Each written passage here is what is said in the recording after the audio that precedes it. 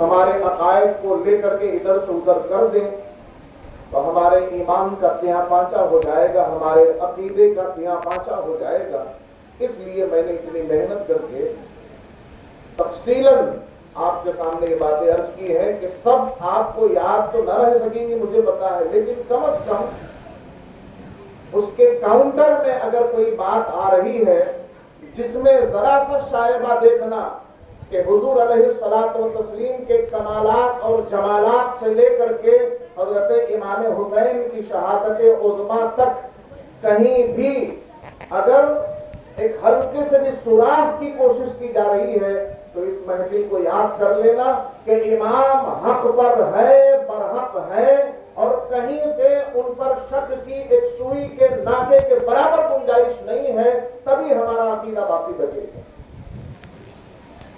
انشاءاللہ الکریم۔ اس لیے میں نے اتنی تفصیلاً محنت کر کے آپ کے سامنے یہ باتیں پہنچائی ہیں، اور روایات کے تسلسل اور واقعات کے تسلسل کی پرواہ نہیں کی ہے۔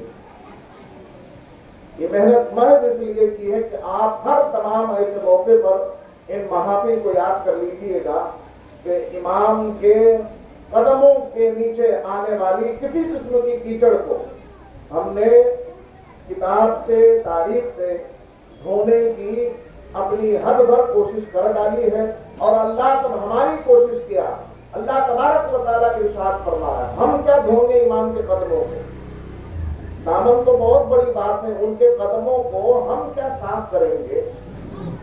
اللہ تبارک و تعالیٰ نے فیصلہ فرما لیا ہے، انما یرید اللہ لیذھب عنکم الرجس اہل البیت، اللہ پاک نے یہ کر دیا ہے اے اہل بیت رسول کہ آپ کو ہر قسم کی برائی سے پاک صاف ستھرا رکھے گا۔ یہ ہے ہمارا انڈیا، یہ ہے ہمارا مقصد۔ اور ایک بات اور عرض کر کے ہم پھر سے اپنی گفتگو کی طرف بڑھیں گے کہ میں یہ چاہتا ہوں اس مرتبہ کہ ہم مابعد کرب و بلا کو بھی اپنی گفتگو میں لائیں، لہذا وہ آج تو نہ ہو سکے گا، اور کل چونکہ عاشورہ محرم میں آپ دن بھر مصروف رہتے ہیں، مصروف رہیں، خرافات میں نہ رہیں، روزہ رکھیں کل اور عبادتوں میں مصروف رہیں۔ پھر پرسوں انشاءاللہ تبارک و تعالیٰ مابعد کرب و بلا کی ہم تاریخ ایک بار اور لے کر کے بیٹھیں گے، انشاءاللہ بڑی معلومات میں اضافہ ہوگا۔ اللہ پاک آپ کو اور مجھ کو توفیق رفیق عطا فرمائے۔ درود پاک پڑھیں، صلی اللہ علیہ یا رسول اللہ وسلم علیہ یا حبیب اللہ صلی اللہ تعالی علیہ وآلہ وسلم ابدا ابدا سرمدا۔ 2 محرم الحرام کو تاریخ بتلاتی ہے کہ 61 ہجری کے 2 محرم الحرام کو آپ کوفہ کی سرحدوں میں، جو سرحدیں ابتدائی سرحدیں ہوتی ہیں، وہاں داخل ہو چکے تھے۔ اب انہی تاریخوں کے تھوڑا سے آگے جا کر کے ہر سے ملاقات ہوئی، اور ہر نے، جس کے پاس ابن زیاد کا 1000 سپاہیوں کا دستہ تھا، ہر نے ابن زیاد کے حکم کے مطابق آپ کو آگے بڑھنے سے روکا۔ تو حضرت امام نے پیشکش فرمائی کہ ٹھیک ہے، مجھے اس راستے پر نہیں جانے دیتے ہو تو کسی تیسرے راستے پر جانے دیں۔ ہر نے کہا کہ ٹھیک ہے، میں خط و کتابت کرتا ہوں، اور خط و کتابت کر کے میں آپ کو جواب دیتا ہوں، تب تک بس دھیرے دھیرے ہم لوگ ایک دوسرے کے ساتھ سفر کرتے رہیں، حتیٰ کہ وہاں سے جواب یہ آیا کہ انہیں قادسیہ کے راستے پر یا شام کے راستے پر ڈال دو۔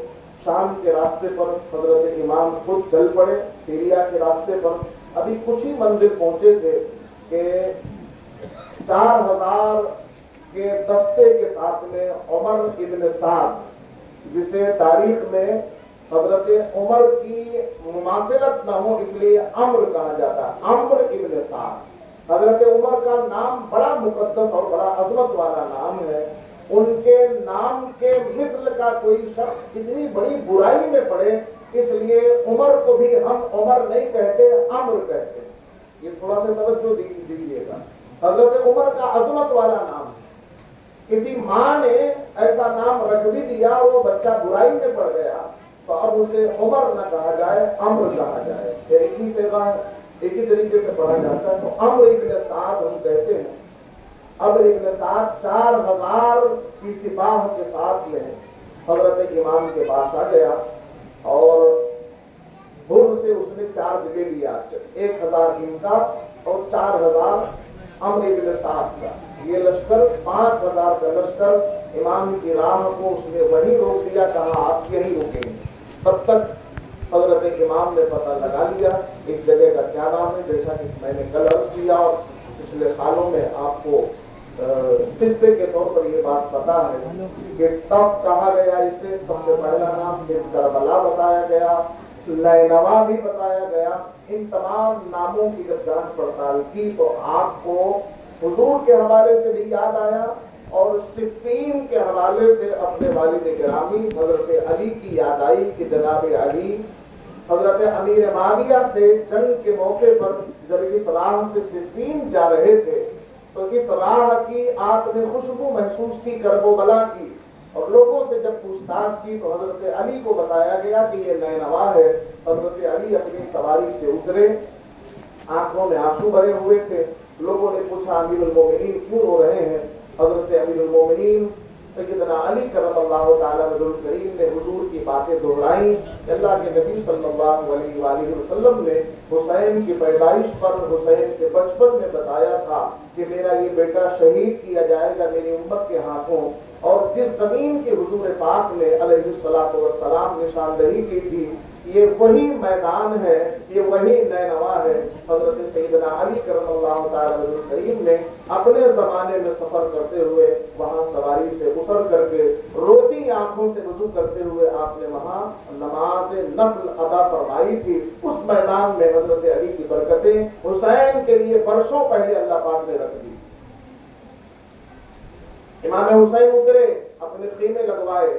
अब ये 4 मुहर्रम भी हो सकती है, 5 भी हो सकती है, 6 भी हो सकती है। इसी असना में एक तीसरा हुक्म उमर साद का आया, अम्र इब्न साद का एक तीसरा हुक्म आया कि मेरा ये हुक्म पहुंचते ही हुसैन पर फरात का पानी बंद कर दिया जाए, रोक दिया जाए। और अफसोसनाक पहलू मैं आपको बताऊं, जिस तहकीकी राह से हम चल रहे हैं और आगे बढ़ रहे हैं, मैं आपको अफसोसनाक पहलू बताऊं कि हर मुमकिन तौर पर वाकयात के साथ साथ तहकीकात को भी हमने जारी रखा कि इतने बदबख्त वो लोग कैसे हो गए और इमाम की हैसियत को, जो कि हुजूर की मुतवातिर और सही अहादीस से साबित है, आखिर उन हैसियत को, उन हैसियतों को वो अपनी निगाहों में क्या कुछ समझ रहे हैं। इस बात पर जरा से गौर कीजिएगा रुक करके। जब पानी बंद करने का ऑर्डर आया अम्र इब्न साद का, तो मैं तहकीक की राह से इस बार हैरत कर रहा था, तो मुझे वो जुमले मिले किताबों में और मैं अपनी तमाम बातों के लिए खुद जिम्मेदार हूँ। हवाले के लिए किसी भी वक्त आप हवाला ले सकते हैं आकर के। जुमला क्या है जानते हैं? अम्र इब्न साद का जो ऑर्डर तहरीर में आया था उसमें उसने कहा कि ऐसे ही पानी बंद कर दो हुसैन पर जैसे मदीने मुनव्वरा में मजलूम उस्मान पर इन लोगों ने पानी बंद किया था। ये बड़ी तलाश की जरूरत है कि आखिर इतना कैसे पलट गए लोग।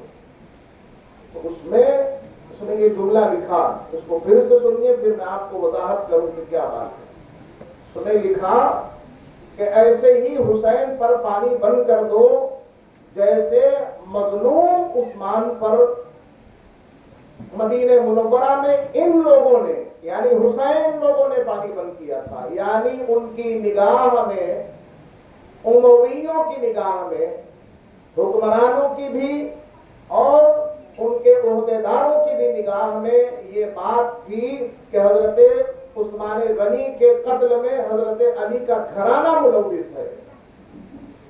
एक तरफ वो आपके साथ ऐसा मामूल कर रहे थे, ऐसा रवैया रखे हुए थे जैसे आप हुकूमत के बागी, और दूसरी तरफ आपको اسی بغاوت کے ساتھ ساتھ میں اس بات کا بھی سامنا تھا کہ آپ حضرت سیدنا عثمان غنی کے قتل میں آپ لوگ ملوث ہیں۔ بلا شک و شبہ حضرت عثمان غنی کو 40 روز تک پیاسا رکھ کر کے مدینہ منورہ میں ایام تشریق کے دوران میں مظلومانہ شہید کیا گیا، لیکن حضرت علی اور خانوادہ علی اس سے بری ذمہ ہیں، اور حضرت علی نے اس کی وضاحت بار بار اللہ کی گواہی کے ساتھ میں دی۔ لیکن یہاں اس نے یہ آرڈر بھیجا، یہ تیسرا آرڈر تھا میدان کربلا۔ اب بات چیت کا سلسلہ شروع ہوا۔ عمر ابن سعد نے آتے ہی پوچھا کہ امام ذرا بتائیں آپ کیوں آئے؟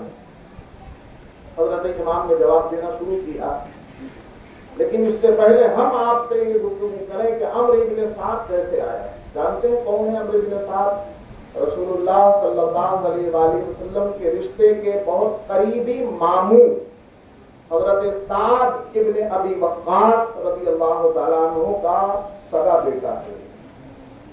کوئی بہت الگ تھلگ آدمی نہیں ہے، سگا بیٹا، نوجوان عمر ابن سعد ابن ابی وقاص کا بیٹا، حضور کے ماموں ایک رشتہ، اور اس سے اہم ترین رشتہ یہ کہ اسلام کی راہ میں انہوں نے بڑی جانفشانیاں کی، بڑی قربانیاں دی۔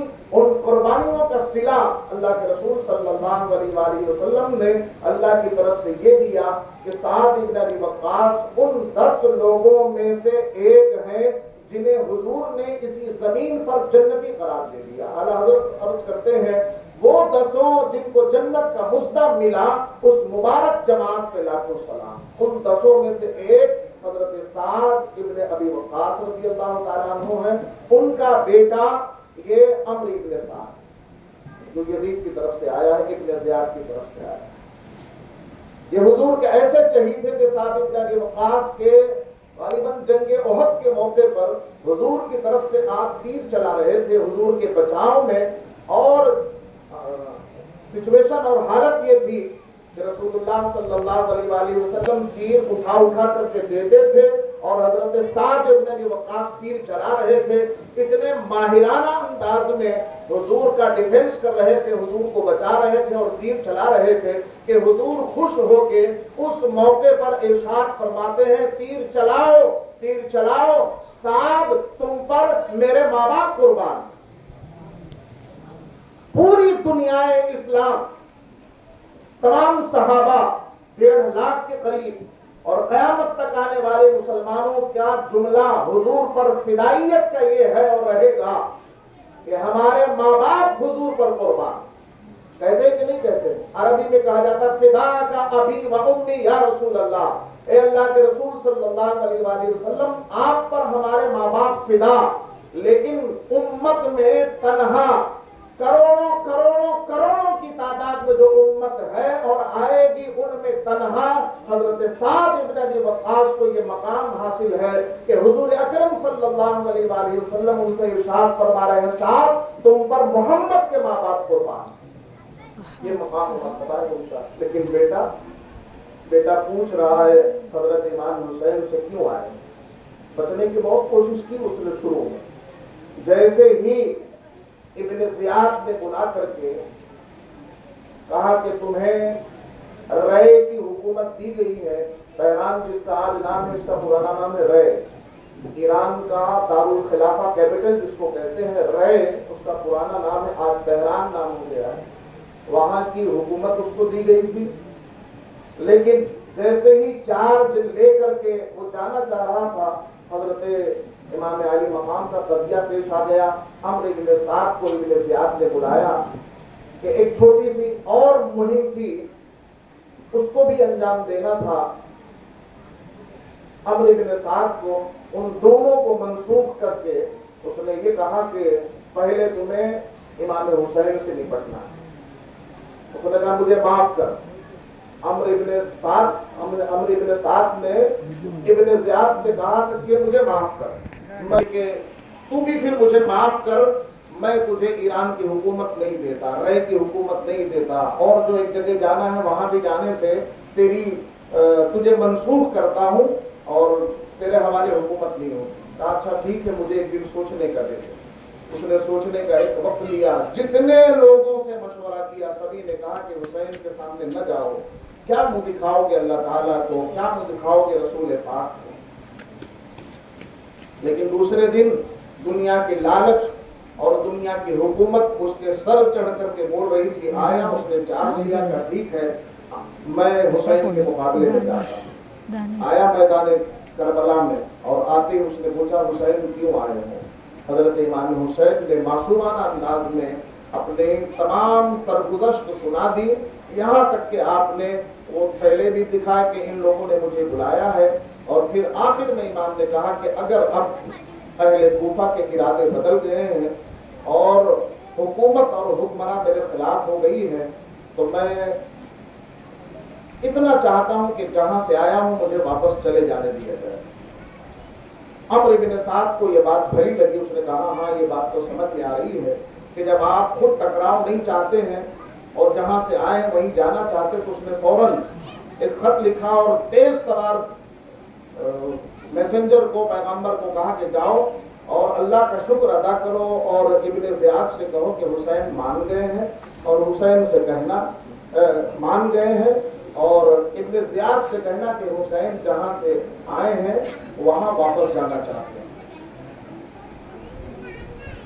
تاریخ میں یہ ملتا ہے بدایہ و نہایہ میں کہ تھوڑی دیر کے لیے ابن زیاد نے اس کو تسلیم بھی کر لیا کہ ہاں ٹھیک ہے, کیوں قتل و غارت گری اور لڑائی جھگڑے کے ہم پیچھے جائیں. حسین نے جب یہ پیشکش کی ہے تو یہ اس پیشکش میں وہ مخلص لگتے ہیں, انہیں واپس جانے کی راہ دی جا سکتی ہے. ابھی اس نے اتنا طے ہی کیا تھا, یہ پہلی مرتبہ بھی ہو سکتی ہے گفتگو یا دوسرے مرتبہ بھی ہو سکتی ہے, لیکن یہ گفتگو ہوئی. ابھی اس نے طے ہی کیا تھا اپنے انداز میں کہ شمر اس کا سیکریٹری بیٹھا ہوا تھا یا چاپلوس کہہ لیں وہ بیٹھا ہوا تھا, شمر ابن ذل جوشن یا شمر ذل جوشن. بعض روایتوں میں آیا ہے کہ اس کے والد خود بہت بڑے صحابی تھے لیکن اس کی تحقیق نہیں ہو سکی.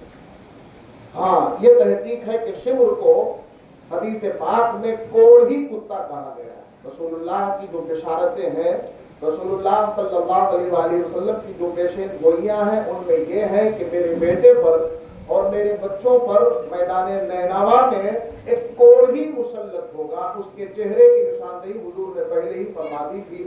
کوڑھی سے مراد یہ ہے کہ اس کے چہرے پر, ہاتھوں پر, بدن پر سفید داغ تھے جیسے کوڑ والوں کو ہوا کرتے. شمر نے اٹھ کر کے کہا کہ ابن زیاد تم اتنے مضبوط حاکم, تمہارے ارادے اتنے مضبوط, آج تک تمہاری بات کا کوئی انکار نہیں کر سکا اور تم اتنے ڈھیلے پڑے جا رہے ہو, کیا جواب دو گے یزید کو؟ تمہیں تو فاتحانہ شان کے ساتھ میں یزید کے سامنے حاضر ہونا ہے. تم صرف اور صرف امام سے بیعت کا مطالبہ کرو, اس کے سوا اور کچھ نہیں چاہیے. اور اس کے ارادے بدلتے ہیں. شیطان کو مسلط ہونے میں دیر نہیں لگتی, خیر کے کاموں میں دیر لگتی ہے, خیر کے کاموں میں تاخیر ہوتی ہے. شیطان کو مسلط ہونے میں دیر نہیں لگتی ہے. خیر کے کام آپ ارادہ بنا کر کے بیٹھے ہیں کہ اذان ہو گئی ہے مسجد کو جانا ہے, وہی شیطان آپ پر مسلط ہوگا کہ ابھی تو 20 منٹ باقی, ابھی اذان ہوتی کہ نہیں ہوتی. یہاں تک کہ اتنی تاخیر کرواتا ہے, اتنی تاخیر کرواتا ہے شیطان لعین کہ آپ کی جماعت چھڑوا دیتا ہے فضول میں بیٹھے بیٹھے, اور حتیٰ کہ پھر آپ بیٹھے بیٹھے روڈ کی طرف چلے جاتے ہیں اور کہیں اور کہیں اور کہیں اور نکل جاتے ہیں. فضول میں بیٹھے بیٹھے نماز چھوٹی, جماعت چھوٹی اور پھر قضا بھی ہو گئی. تو خیر کے کاموں کا ہمیشہ خیال رکھو کہ فوری طور پر کیا کرو. اسے خیال آیا تھا کہ میں رک جاؤں اور حسین نے جو پیشکش کی ہے اس کو مان لوں, لیکن شمر شیطان بن کر کے مسلط ہوا کہ تو کیا منہ دکھائے گا, تیرے ارادے مضبوط, تو ایک مضبوط گورنر اور حکمراں کہلاتا ہے, بیعت کے سوا اور کوئی مطالبہ نہیں. یہاں ایک بات اور میں آپ سے عرض کروں کہ امام حسین علیہ وآلہ السلام کے لیے کتابوں میں خود البدایہ و نہایہ میں بھی ہے کہ حضرت امام حسین نے 3 باتیں رکھی تھی. کہ یا تو میں مکے سے آیا ہوں مجھے مکہ واپس جانے دو، یا پھر کسی اسلامی سرحد کی طرف مجھے چلے جانے دو جہاں جہاد ہو رہا ہو اور وہاں میں جہاد کرتے کرتے اپنی زندگی کو اسلام پر قربان کر دوں۔ تیسرے نمبر پر مجھے یزید کے پاس ملک شام لے کر کے چلو، میں یزید کے ہاتھوں میں ہاتھ دے دوں گا یا پھر یزید سے گفتگو کروں گا۔ ہاتھوں میں ہاتھ دینے کی بھی بات لکھ دی گئی ہے۔ حضرت امام کے ساتھ میں ایک ساتھی تھے عقبہ ابن سمعان۔ عقبہ ابن سمعان کا بیان میں البدایہ والنہایہ سے پڑھ کر کے سناتا ہوں تاکہ گفتگو صاف ہو جائے۔ وہ کہتے ہیں 2 مرتبہ خدا کی قسم کھاتے ہیں۔ عقبہ ابن سمعان کہتے ہیں خدا کی قسم مکے سے لے کر کے قتل کے وقت تک میں حضرت حسین کے ساتھ رہا ہوں، اور پھر دوبارہ قسم کھائی ہے، مکے سے لے کر کے قتل کے وقت تک میں حضرت حسین کے ساتھ رہا، اور خدا کی قسم آپ نے میدان کارزار میں جو بات بھی کی میں نے اسے سنا ہے، اور آپ نے یہ مطالبہ نہیں کیا کہ آپ یزید کے پاس جاتے ہیں اور اس کے ہاتھ پر اپنا ہاتھ رکھتے ہیں، اور نہ ہی کسی سرحد کی آپ نے بات کی ہے۔ آپ نے صرف 2 باتیں رکھی، یا تو میں واپس مکہ جاتا ہوں، یا اللہ کی یہ جو زمین پھیلی ہوئی ہے اس زمین پر مجھے کہیں بھی چلے جانے دو۔ یہ نہیں کہ سرحد پر جاؤں گا، یا تو میں مکہ واپس جاؤں یا پھر مجھے زمین میں کہیں بھی چلے جانے دو۔ اور خاص طور پر یزید کے ہاتھوں میں ہاتھ دینے کی بات تو ہمارا عقیدہ اور عقیدت کہہ رہی کہ امام کبھی نہیں کہہ سکتے امام یزید کے ہاتھوں میں ہاتھ دینے کی بات آج 1400 سال بعد ہم پورے حوصلے، ایمان اور یقین کی منزل پر کھڑے ہو کر کے کہتے ہیں کہ ہمارا امام کبھی بھی یزید کی بیعت کے لیے نہ آگے نہ پیچھے ہاں کر ہی نہیں سکتا، اور نہ کیا امام نے۔ یہ 2 قسمیں کھائی ہیں حضرت عقبہ ابن سمعان رضی اللہ تعالیٰ عنہ رحمۃ اللہ تعالیٰ علیہ۔ تو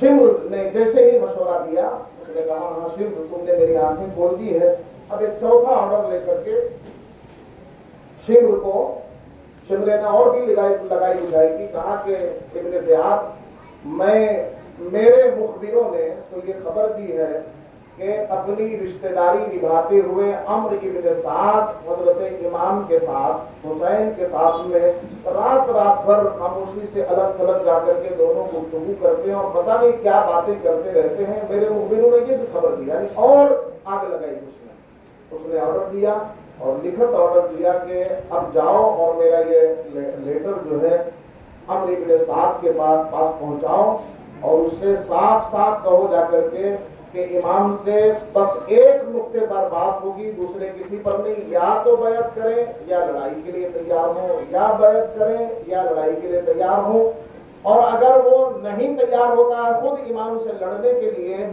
جنگ جدل سے وہ کنارہ کشی اختیار کرتا ہے، ذرا سے پس و پیش کرتا ہے، ڈھلائی کرتا ہے، تو اسی میں لکھا ہوا اس نے دیا کہ پوری فورس کا چارج جو 5000 کی پہنچ چکی تھی، اور اس کے بعد مورخین لکھتے ہیں کہ لشکر جہاں کہیں سے مل رہا تھا آتا جا رہا تھا۔ روایتوں میں لکھا ہے کہ کربل کی جمعرات کی صبح تک 22,000 کا لشکر جرار ان 72 یا 73 کے مقابلے میں وہاں کھڑا ہو گیا۔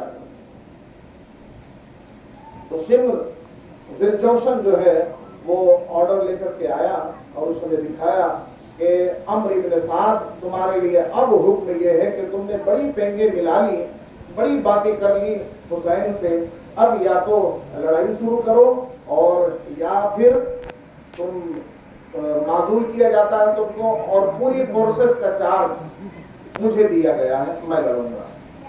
عمرو ابن سعد نے انکار کر دیا اور کہا کہ نہیں، مجھے یقین ہے کہ ابن زیاد کو میرے لکھے ہوئے کے اچھے ارادے سے تیرے جیسے خبیث نے روکا ہے، مگر میں تجھے کبھی کامیاب نہیں ہونے دوں گا، میں فورسز کا خود میں ذمہ دار ہوں، لڑائی میں ہی کروں گا۔ اور امام سے پھر اس نے مطالبہ شروع کیا۔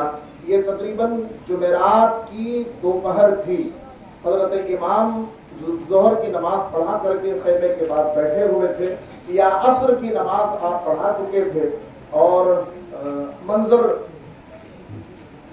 تاریخ میں یہ لکھا ہوگا کہ عصر کی نماز پڑھا کر کے مجلس پر آپ بیٹھے ہوئے تھے کہ اچانک آپ کو اونگ آئی اور زور سے آپ کے سر میں جھٹکا پیدا ہوا۔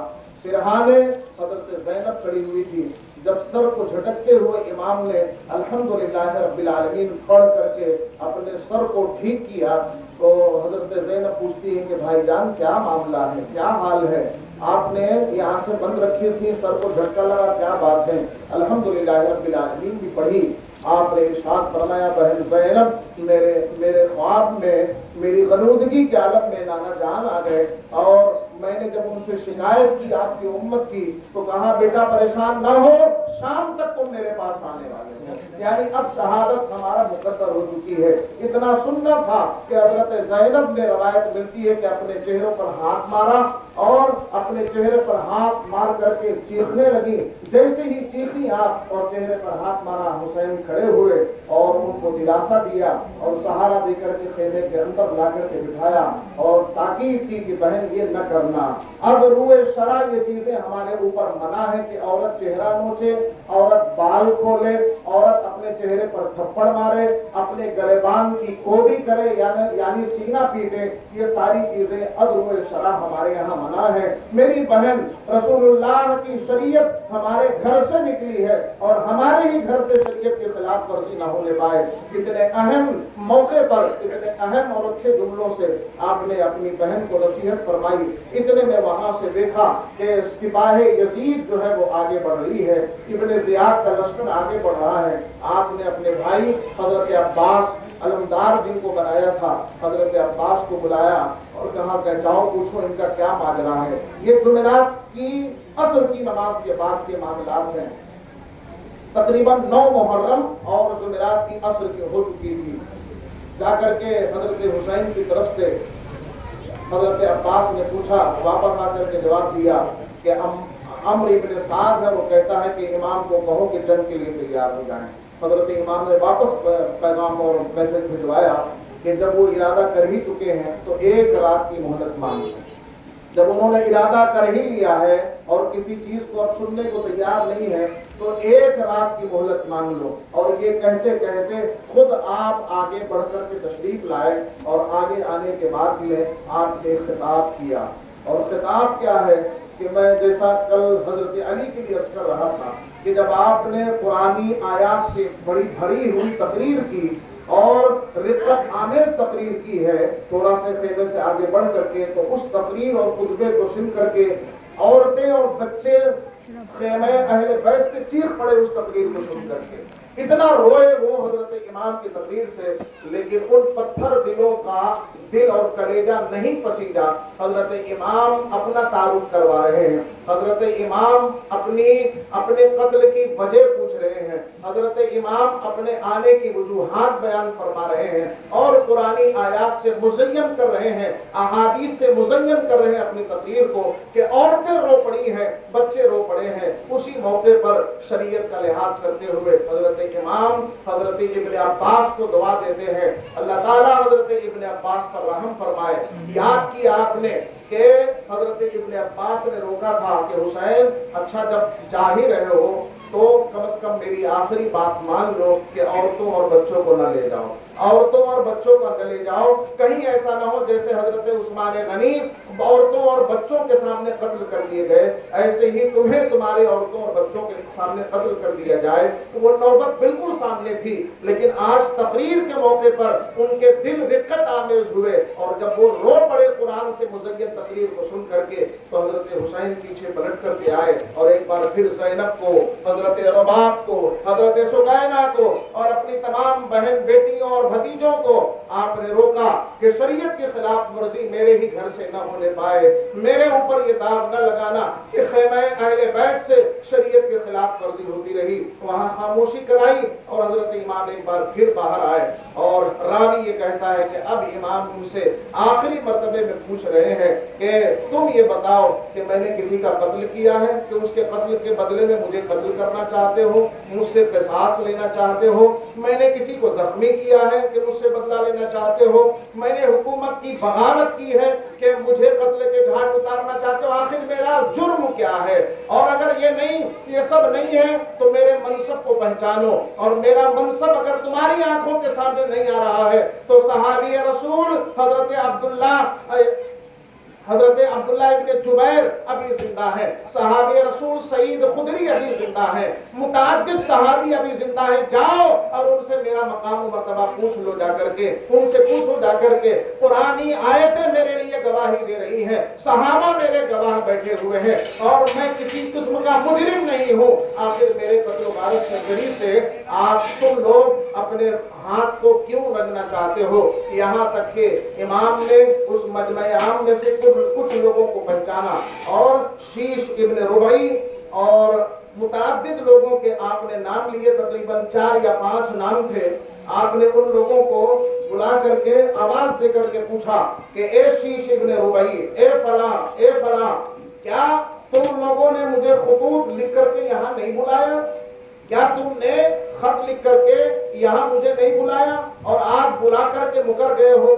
शीश इब्न रुबई बदनहात ने कहा कि हमने कोई खत नहीं लिखा था। झूठ बोला उसने। वहां पर हजरत इमाम ने खत मंगा करके एक बार पलट दिए।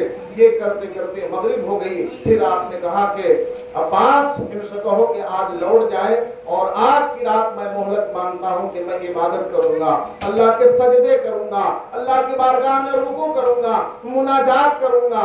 आज की रात में हमको जंग से मोहलत दे दे। अल्लाह अकबर, अल्लाह अकबर। अजीजों दोस्तों, मैं चीख करके इस मस्जिद के कंपाउंड के लोगों को बारहा कहा करता हूँ, तकरीबन हर जुमा कहा करता हूँ, ये अल्लाह की नमाज कहीं ऐसा ना हो कि आपको ताकतो ताराज करके बर्बाद कर दे। आपके कानों तक नमाज की आवाज आती है, लेकिन आपको आपके कानों पर जूं नहीं देखती है। आप मुसलमान हो, आपकी ड्यूटी में से है। इस्लाम की बदौलत और ईमान की बदौलत सबसे बड़ा, अहम और पहला फरीजा है आपके ऊपर नमाज। अज़ान की आप तौहीन करते हो, मस्जिद नहीं आते हो। अब ये नमाज का आलम है कि नमाज हो रही है और आपके कानों पर आवाज गूंज रही है।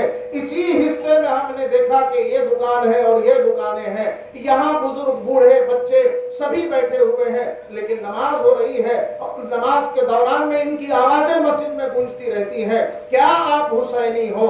क्या आप मोहम्मदी हो? किस मुंह से आप ईमान वाले हो? किस मुंह से आप कलमा पढ़ने वाले हो कि मस्जिद के इतने करीब रह करके बेहयाई और फहाशी के साथ आप नमाजें पढ़ते हो? अगर आज इमाम का ये जिक्र आपके सीनों को जिंदगी नहीं देता और नमाज का बलबला नहीं जगाता है तो हमारी मेहनत बेकार है, और आपके ईमान पर भी ये सवालिया निशान है कि आपको सिर्फ तमाशाई बनना है मुहर्रम के लिए, और बाकी आपको कोई फर्क नहीं पड़ता।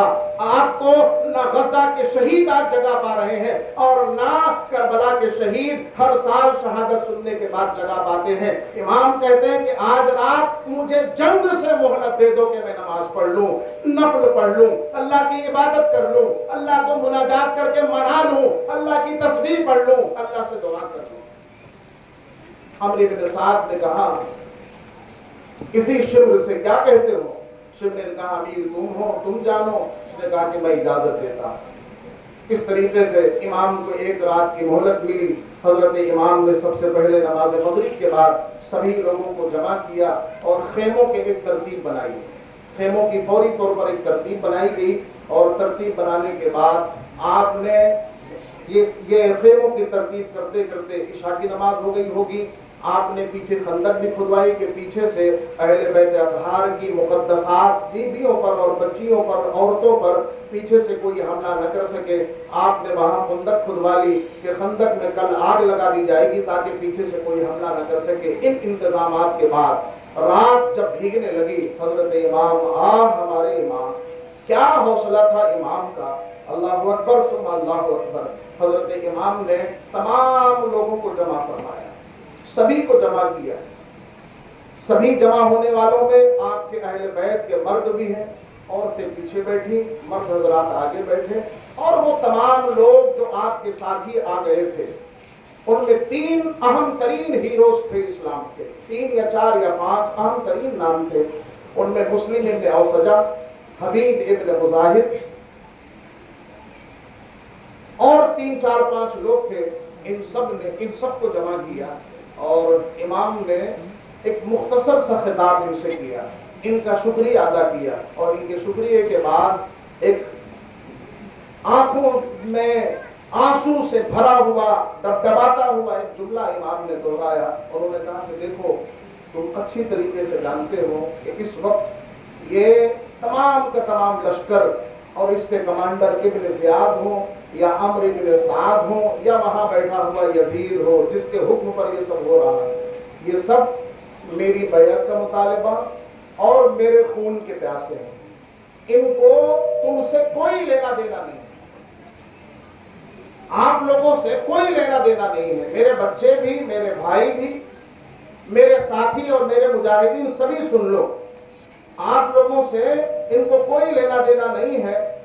तुम लोग ऐसा करो कि मैं खुले दिल के साथ तुम्हें इजाजत देता हूं, तुम चले जाओ। कितना सीना चौड़ा था इमाम का और क्या हौसला था इमाम का। ये सिर्फ मेरे खून के प्यासे, और मुझे यकीन है कि तुम यहां से जब निकलोगे तुम्हारा पीछा नहीं किया जाएगा कि मैं यहीं मौजूद रहूंगा, तुम चले जाओ।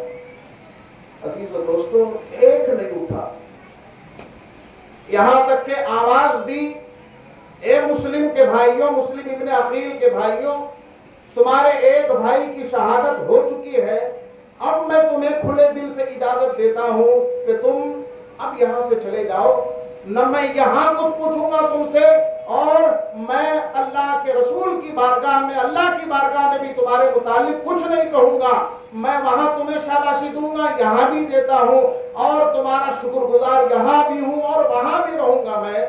तुम चले जाओ मेरे पास से, ये मेरे खून के प्यासे। अजीज और दोस्तों, हर एक ने अपने बिसात के मुताबिक खड़े हो करके वहां वफादारियां गिनवाई। सबसे पहले हजरत मुस्लिम के बेटों और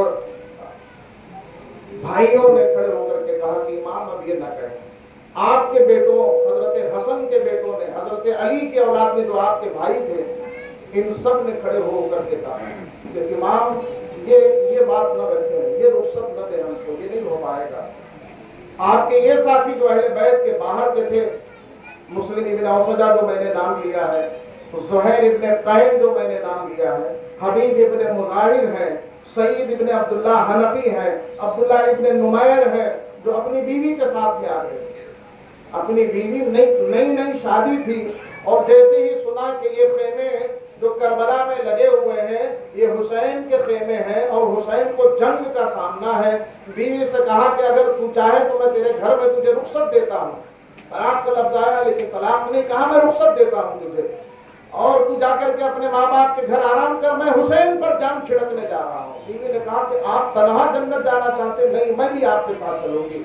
आज की रात वो भी मौजूद है, अब्दुल्ला इब्न नुमैर भी मौजूद है और जो भी साथी थे वो मौजूद थे। इससे पहले भी एक मंजिल पर हजरत इमाम चराग भी बुझा चुके थे।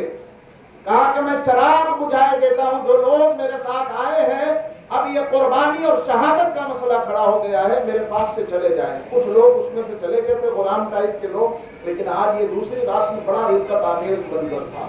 हजरत हबीब इब्न मुज़ाहिर खड़े हुए और उन्होंने मिन जुमला सबकी नुमाइंदगी की। कहा, हुसैन, हम आपके नाना को आखिरश मुंह क्या दिखाएंगे?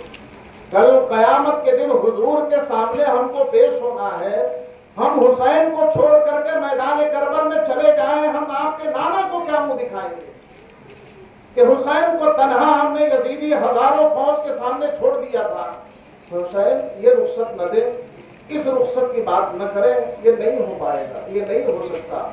और एक कयामत की बात तो बहुत की बात है, कल जब इंसानियत आपका तस्करा कर रही होगी तो हमारा नाम शर्म के साथ लिया जाएगा कि कैसे ये लोग थे जो हुसैन को करबला में तन्हा छोड़ करके चले गए। हुसैन एक तरफ रोना और बिलखना और दूसरी जानिब इमाम पाक के सामने इस तरीके की बातें। अल्लाह अकबर, अल्लाह अकबर। ये अहले ईमान ही कर सकते हैं, ये हौसला अल्लाह का दिया हुआ था दोस्तों। ये मन जानिबुल्लाह जसारत थी उनको, वरना आज गुनाह के छोटे छोटे कामों में نفع کے چھوٹے چھوٹے کاموں میں سب کچھ تج دیتا ہے، قرآن تج دیتا ہے، حدیث تج دیتا ہے، رسول اللہ کے فرامین کو تج دیتا ہے، اللہ کے احکامات کو پیٹ پیچھے پھینک دیتا ہے اور اپنے نفع کو اٹھا لیتا ہے۔ وہاں تو جان کا مسئلہ تھا، حسین ہماری جان پہلے جائے گی، ہمارا ایک ایک بچہ جب تک باقی ہے ہم یزیدیوں کو آپ کی طرف بڑھنے نہیں دیں گے۔ حسین ہمیں رخصت نہ دے۔ حضرت امام حسین نے ان کا بے پناہ شکریہ ادا کیا، اور اس کے بعد راوی کہتا ہے کہ امام حسین نے پھر سب سے الگ ہٹ کر کے قبلہ رخ اپنا مصلی بچھایا، پھر حسین سے کسی نے کوئی بات نہیں سنی۔ پوری رات حسین دعا کرتے رہے، کبھی نماز پڑھ رہے ہیں، کبھی سجدے میں ہیں، اور ایک دعا کو اتنی طویل آپ نے فرمائی کہ اس دعا میں قرآن ملا ملا کر کے جب حسین ہاتھ اٹھا کر کے اللہ سے دعا کر رہے تھے، اور دعا کے وہ الفاظ جب خیمے میں گونجے اور وہ گونج جب عورتوں تک پہنچی ہے تو پھر ایک بار لوگ بلک پڑے۔ امام کس انداز میں اپنے رب کو پکار رہے تھے، اور اس پکار میں یہ استغاثہ تھا، میرے اللہ تو گواہ ہے کہ امام نے تیرے دین کی، تیرے محبوب کے دین کی، شریعت کی کہیں کوئی خلاف ورزی نہیں کی ہے، امام کا دامن اس سے پاک و صاف ہے، تیرا بندہ حسین تیرے دین کے بچاؤ کے لیے آج جان چھڑکنے کو یہاں تیار کھڑا ہوا ہے۔ میرے گناہ، میرے مولا، میرے دامن پر ایک گناہ نہیں ہے، میرے مولا تو میرا گواہ ہے کہ جب سے بچپن میں نے جانا کہ جھوٹ بولنا گناہ ہے، میں نے جھوٹ نہیں بولا، میرے مالک تو گواہ ہے، میں نے عبادتیں کی ہیں، میں نے سخاوتیں کی ہیں، اے میرے اللہ لوگوں کے ساتھ مہربانیوں سے پیش آیا ہوں۔ امام چیخ چیخ کر کے یہ دعائیں کر رہے تھے، اور پیچھے لوگ سن سن کر کے بلک بلک کر رو رہے تھے۔ اسی انداز میں صبح کا دھندلکا ہوا اور فجر طلوع ہوئی، امام نے اندھیرے کو نماز پڑھی اور پڑھائی۔ ادھر جو ہے نماز کے ہوتے ہی جنگ کا طبلہ بجا دیا گیا۔ جیسے ہی نماز ختم ہوئی لوگوں نے دیکھا کہ امام نماز پڑھا چکے، جنگ کا طبلہ بجا دیا گیا۔ امام نے کیونکہ کل مہلت مانگ لی تھی، اب مہلت کی کوئی ضرورت نہیں تھی، امام نے ان 72 نفوس یا 73 نفوس کی صف لگائی، جیسے عربوں میں جنگ کے دوران صف لگائی جاتی ہے، میمنہ بنایا جاتا ہے، میسرہ بنایا جاتا ہے، قلب بنایا جاتا ہے۔ یہ جنگی حکمت عملی ہے، یعنی کس کو کہاں کھڑا کیا جائے۔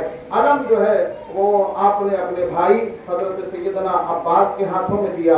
یہاں اہل بیت اطہار کے روایت کے مطابق 23 افراد تھے، جس میں حضرت سیدنا علی کے 6 بیٹے تھے، حضرت جعفر ابن علی، حضرت عباس ابن علی، حضرت محمد ابن علی، حضرت عثمان ابن علی، حضرت ابو بکر ابن علی۔ پھر سے سنیے، ابو بکر ابن علی، عثمان ابن علی، ابو بکر ابن علی، عثمان ابن علی۔ کیسے شیعہ ہو آپ؟ وہ علی جو اپنے ساتھیوں کے ساتھ اتنی وفا کر رہے ہیں، دوستی نبھا رہے ہیں کہ اپنے بیٹوں کے نام ابو بکر و عثمان رکھ رہے ہیں۔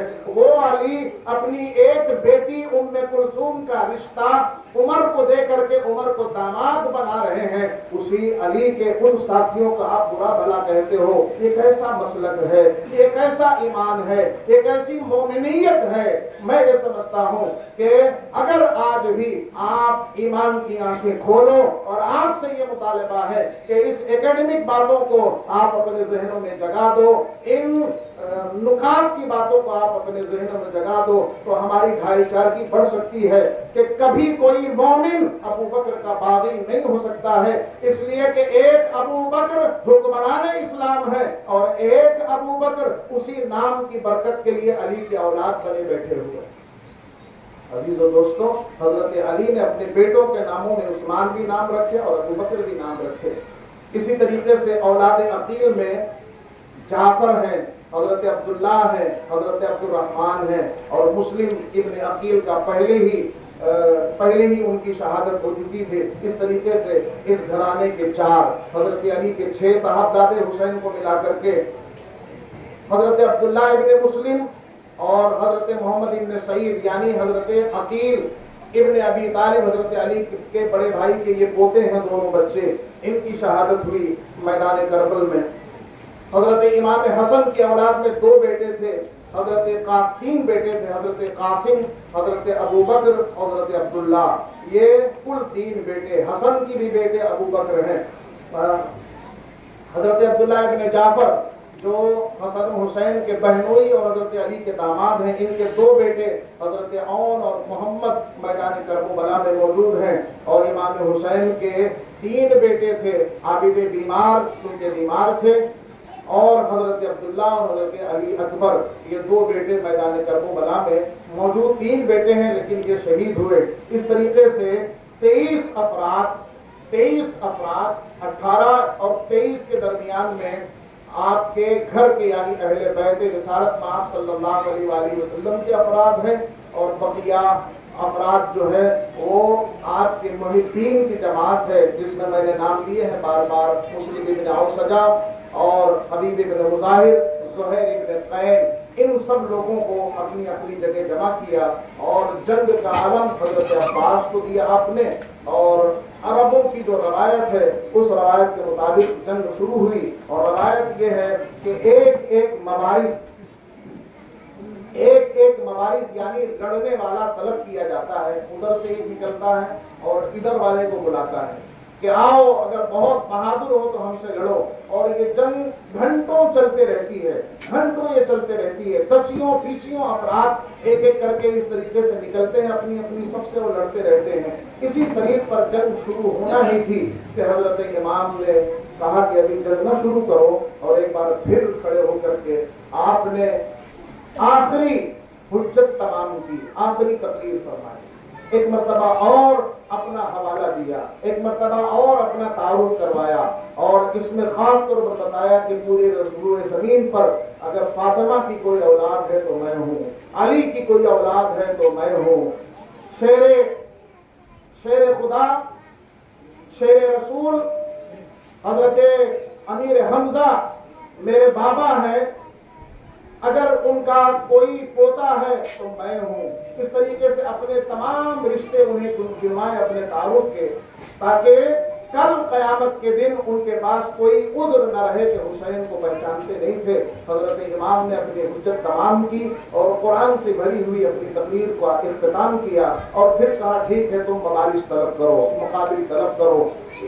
پہلے تنہا جنگ شروع ہوئی عزیزان ملت اسلامیہ. تفصیل آپ کے سامنے ہے، تفصیل آپ کے ذہنوں پر ہے، پتہ ہے اچھی طریقے سے. یعنی اب تک مدینہ منورہ سے لے کر کے مکہ مکرمہ اور مکہ مکرمہ سے لے کر کے میدان کربل تک کوئی ایک لمحہ امام نے ضائع نہیں کیا ہے اس معاملے میں کہ یزید یا یزیدی فوج کو کبھی کہنے کا موقع ملے کہ ہم امام کو نہیں جان رہے تھے، امام کا موقف نہیں جان رہے تھے.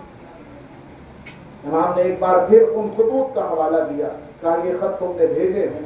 انہوں نے انکار کیا کہ نہیں امام. بس شمر خاص طور پر اس نے ہر مرتبہ جب امام نے تقریر فرمائی ہے اور خطبہ دیا ہے تو اس نے بیچ میں رکھنا ڈالنے کی کوشش کی ہے. ایک بار اور اس نے کہا کہ امام حسین اب اپنی تقریر بند کریں، بس اب جنگ یا بیعت، جنگ یا بیعت. اتنے میں عمرو بن سعد نے آستین سکوڑی، آستین اوپر چڑھائی اور چڑھا کر کے تیر اور تیر کمان لیا اور اپنے ہاتھوں سے پہلا تیر پھینکا، یہ کہہ کر کے شاباشی کے طور پر لوگوں گواہ رہنا حسین کی طرف پہلا تیر جس کسی نے پھینکا تھا وہ عمرو بن سعد تھا. عزیزان ملت اسلامیہ، اس طریقے سے جنگ کا آغاز ہو گیا. اب ادھر ہر کا معاملہ آ گیا کہ ہر اپنے 30 خاص ساتھیوں کے ساتھ پیچ و تاب لے رہے ہیں. کبھی ادھر ان کا گھوڑا جا رہا ہے، کبھی ادھر گھوڑا جا رہا ہے. اچانک سے عمرو بن سعد کے پاس آئے، کہا امیر، عمرو بن سعد امیر ہو، حسین جو جائز مطالبہ کر رہے ہیں کیا تمہیں یہ قبول نہیں ہے؟ وہ جب کہہ رہے ہیں کہ میں جہاں سے آیا ہوں چلے جانے دو، جب وہ کہہ رہے ہیں کہ میرا اگر آنا منظور نہیں ہے اور مکہ جانا منظور نہیں ہے تو اللہ کی زمین پر مجھے کہیں نکل جانے دو، کہیں چلے جانے دو. اگر یہ کوئی کافر بھی مطالبہ کرتا تو ہمیں ماننا عذر شرع ضروری تھا.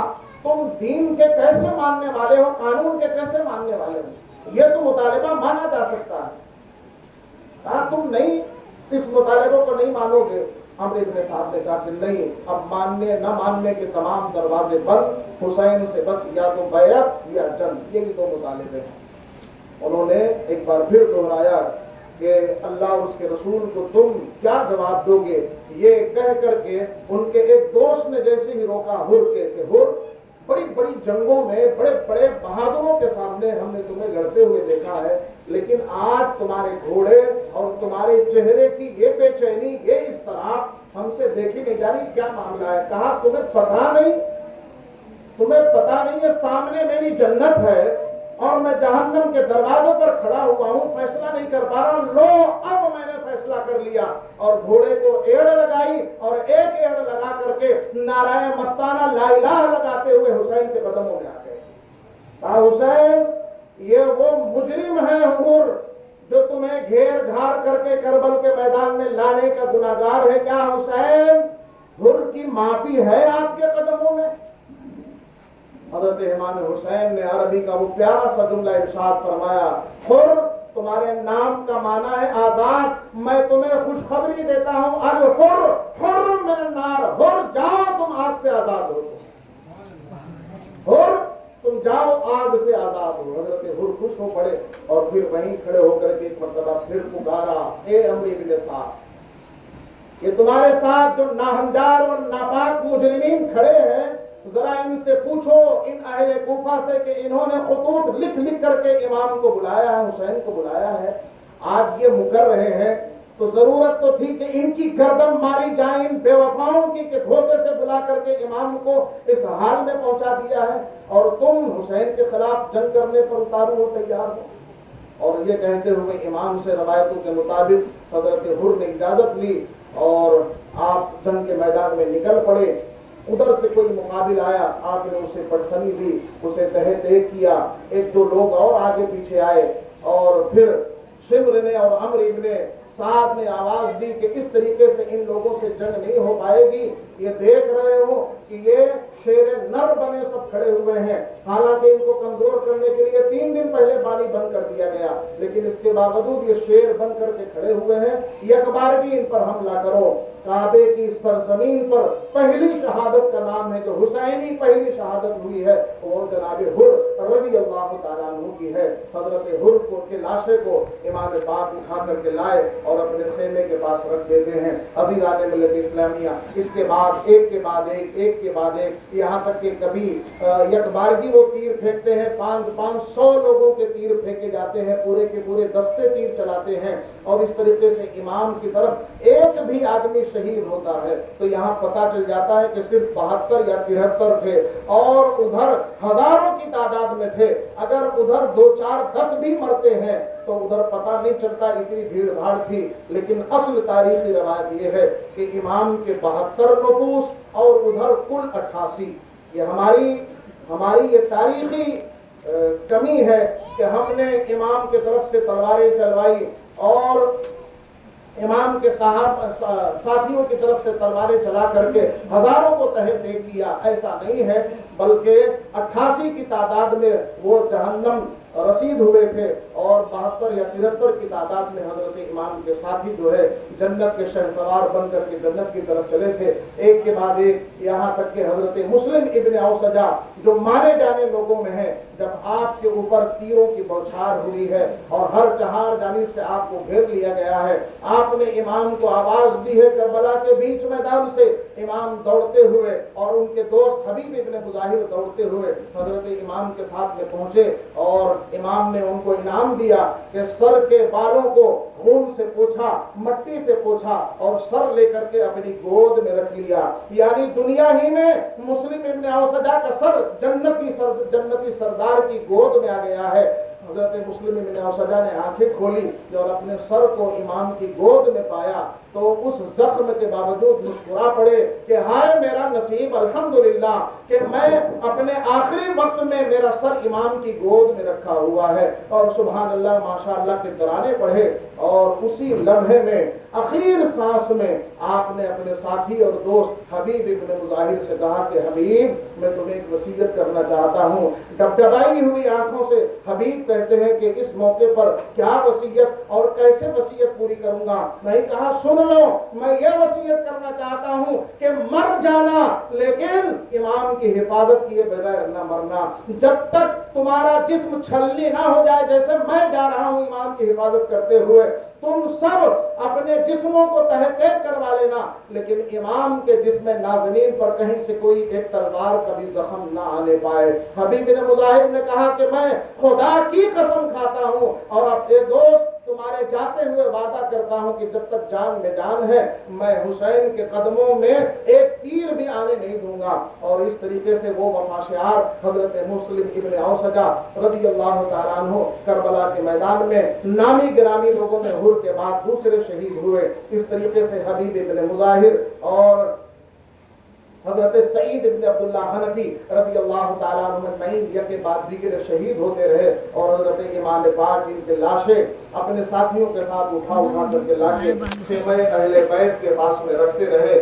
آپ ذرا اندازہ لگائیں, آپ بھی انسان ہیں, آپ بھی مسلمان ہیں, ایک جذبہ رکھتے ہیں, اور اس جذبے کے ساتھ میں آپ کے آنکھوں میں نمی ہوگی, حوصلہ آپ کا بڑھ رہا ہوگا, لیکن میدان کرب و بلا میں ذرا تصورات کی دنیا میں پہنچے کہ امام پر آج کتنی قسم کی جو ہے کتنی قسم کی آزمائشیں اللہ تبارک و تعالیٰ نے ڈال دی ہے. خود اپنی جان, پیچھے بیٹیاں اور بیویاں, اور ان کے ساتھ ساتھ آپ کے اپنے لگتے جگر, آپ کے بھائی کے بیٹے, پورا پریوار سجا دھجا اور کربل کے میدان میں جانے کے لیے قربان ہونے کے لیے کھڑا ہوا ہے. اس پر سے ان ساتھیوں کے لاشوں کو اٹھا کر کے لا کے رکھنا. مورخ کہتے ہیں کہ ہم نے کربلا کی صبح میں امام کو دیکھا تھا کہ امام پاک کے داڑھی کے سامنے کے کچھ بال سفید تھے 58 برس کی عمر میں, اور سر کے بال تو بالکل سیاہ تھے, لیکن کربلا کے دوپہر آتے آتے امام کے بالوں کو ہم نے کھچڑی کی شکل میں دیکھا کہ آدھے سے زیادہ بال سفید ہو چکے تھے. حضرت امام حسین کو اللہ تبارک و تعالیٰ نے نہ جانے کتنا حوصلے کا پہاڑ بنا دیا تھا کہ یہ لاشیں لا کر کے اٹھا کر کے رکھ رہے ہیں, یہاں تک کہ وہ جوڑا نمودار ہوا جس کا ابھی میں نے ذکر کیا تھا. عبداللہ ابن نمیر آئے, اپنے خاندان کا تعارف دیا حضرت امام پاک کو, اور عرض کی امام میری شادی ابھی کچھ دن پہلے ہوئی ہے اور یہ میری بیوی ہے, میں نے اسے رخصت کرنا چاہا تھا لیکن یہ نہیں گئی, بس اتنا کریے گا کہ اس کو میرے بعد میں اپنے اہل بیت کی نوکری اور کنیزوں میں رکھ لیجئے گا, اتنا کرم کر لیجئے گا. اور اس کے بعد میں عبداللہ ابن نمیر نے اجازت لی, میدان کارزار میں پہنچے. تھوڑی ہی دیر میں عبداللہ ابن نمیر کی ان ہزاروں کے سامنے سے آواز آئی, امام میں تر پر قربان, امام میں تر پر قربان, امام تمہارے نانے کے دین پر قربان. یہ آواز سنی, امام سے پہلے ان کی نوجوان بیوی جو ہے ابھی نو بیاہتا بیوی تھی, اس نے خیمے کی ایک چوب ایک لکڑی نکالی اور دوڑتی ہوئی میدان کربل میں پہنچ گئی. امام نے وہیں سے آواز دی, میری بیٹی, میری بہن واپس آ جا, اسلام میں عورتوں پر لڑائی نہیں ہے, عورتوں پر جہاد نہیں ہے. امام پاک پل پل وہاں شریعت کا لحاظ کر رہے ہیں, اور اس بیوی اور اس بیٹی کو پہلے لا کر کے یہاں خیمے میں بٹھایا, اور اس کے بعد اپنے اس غلام اور فداکار عبداللہ ابن نمیر کو لاشے کو لے کر کے آئے. اس کے بعد امام کے گھر والوں کا نمبر آیا. روایتوں کے مطابق سب سے پہلے اولاد علی آگے بڑھی, اور ایک کے بعد دیگرے, ایک کے بعد ایک کے بعد ایک. سب سے پہلے حضرت جعفر, اور اس کے بعد حضرت محمد, اور اس کے بعد حضرت عثمان, سیدنا ابو بکر, یہ ایک کے بعد دیگرے شہید ہوتے رہے. حضرت امام علی مقام کے سگے بھائی ہیں, حضرت علی کے صاحبزادگان ہیں, باپ کی طرف سے یہ بھائی ہیں. ایک ایک لاشا اٹھانا, واہر امام کا حوصلہ, اور اللہ تبارک و تعالیٰ نے وہ حوصلے کا پہاڑ بنا دیا تھا آپ کو کہ لاشیں اٹھا کر کے لا کر کے خیمہ اہل بیت کے پاس جمع کر رہے ہیں. اچانک شمر جو ہے ایک نئی ناپاکی کے ساتھ آگے بڑھتا ہے. حضرت علی کی اولاد کی شہادت کے بعد میں اس نے تقریباً 500 لوگوں کا جتھا لیا اور کہا کہ یہ علی کی کچھار کے شیر ایک کے بعد ایک نکل رہے ہیں, جنگ ختم ہونے کا نام نہیں لے گی, یہ جنگ بڑھتی ہی چلی جائے گی, خیموں پر حملہ کر دو اور خیموں کو آگ لگا دو.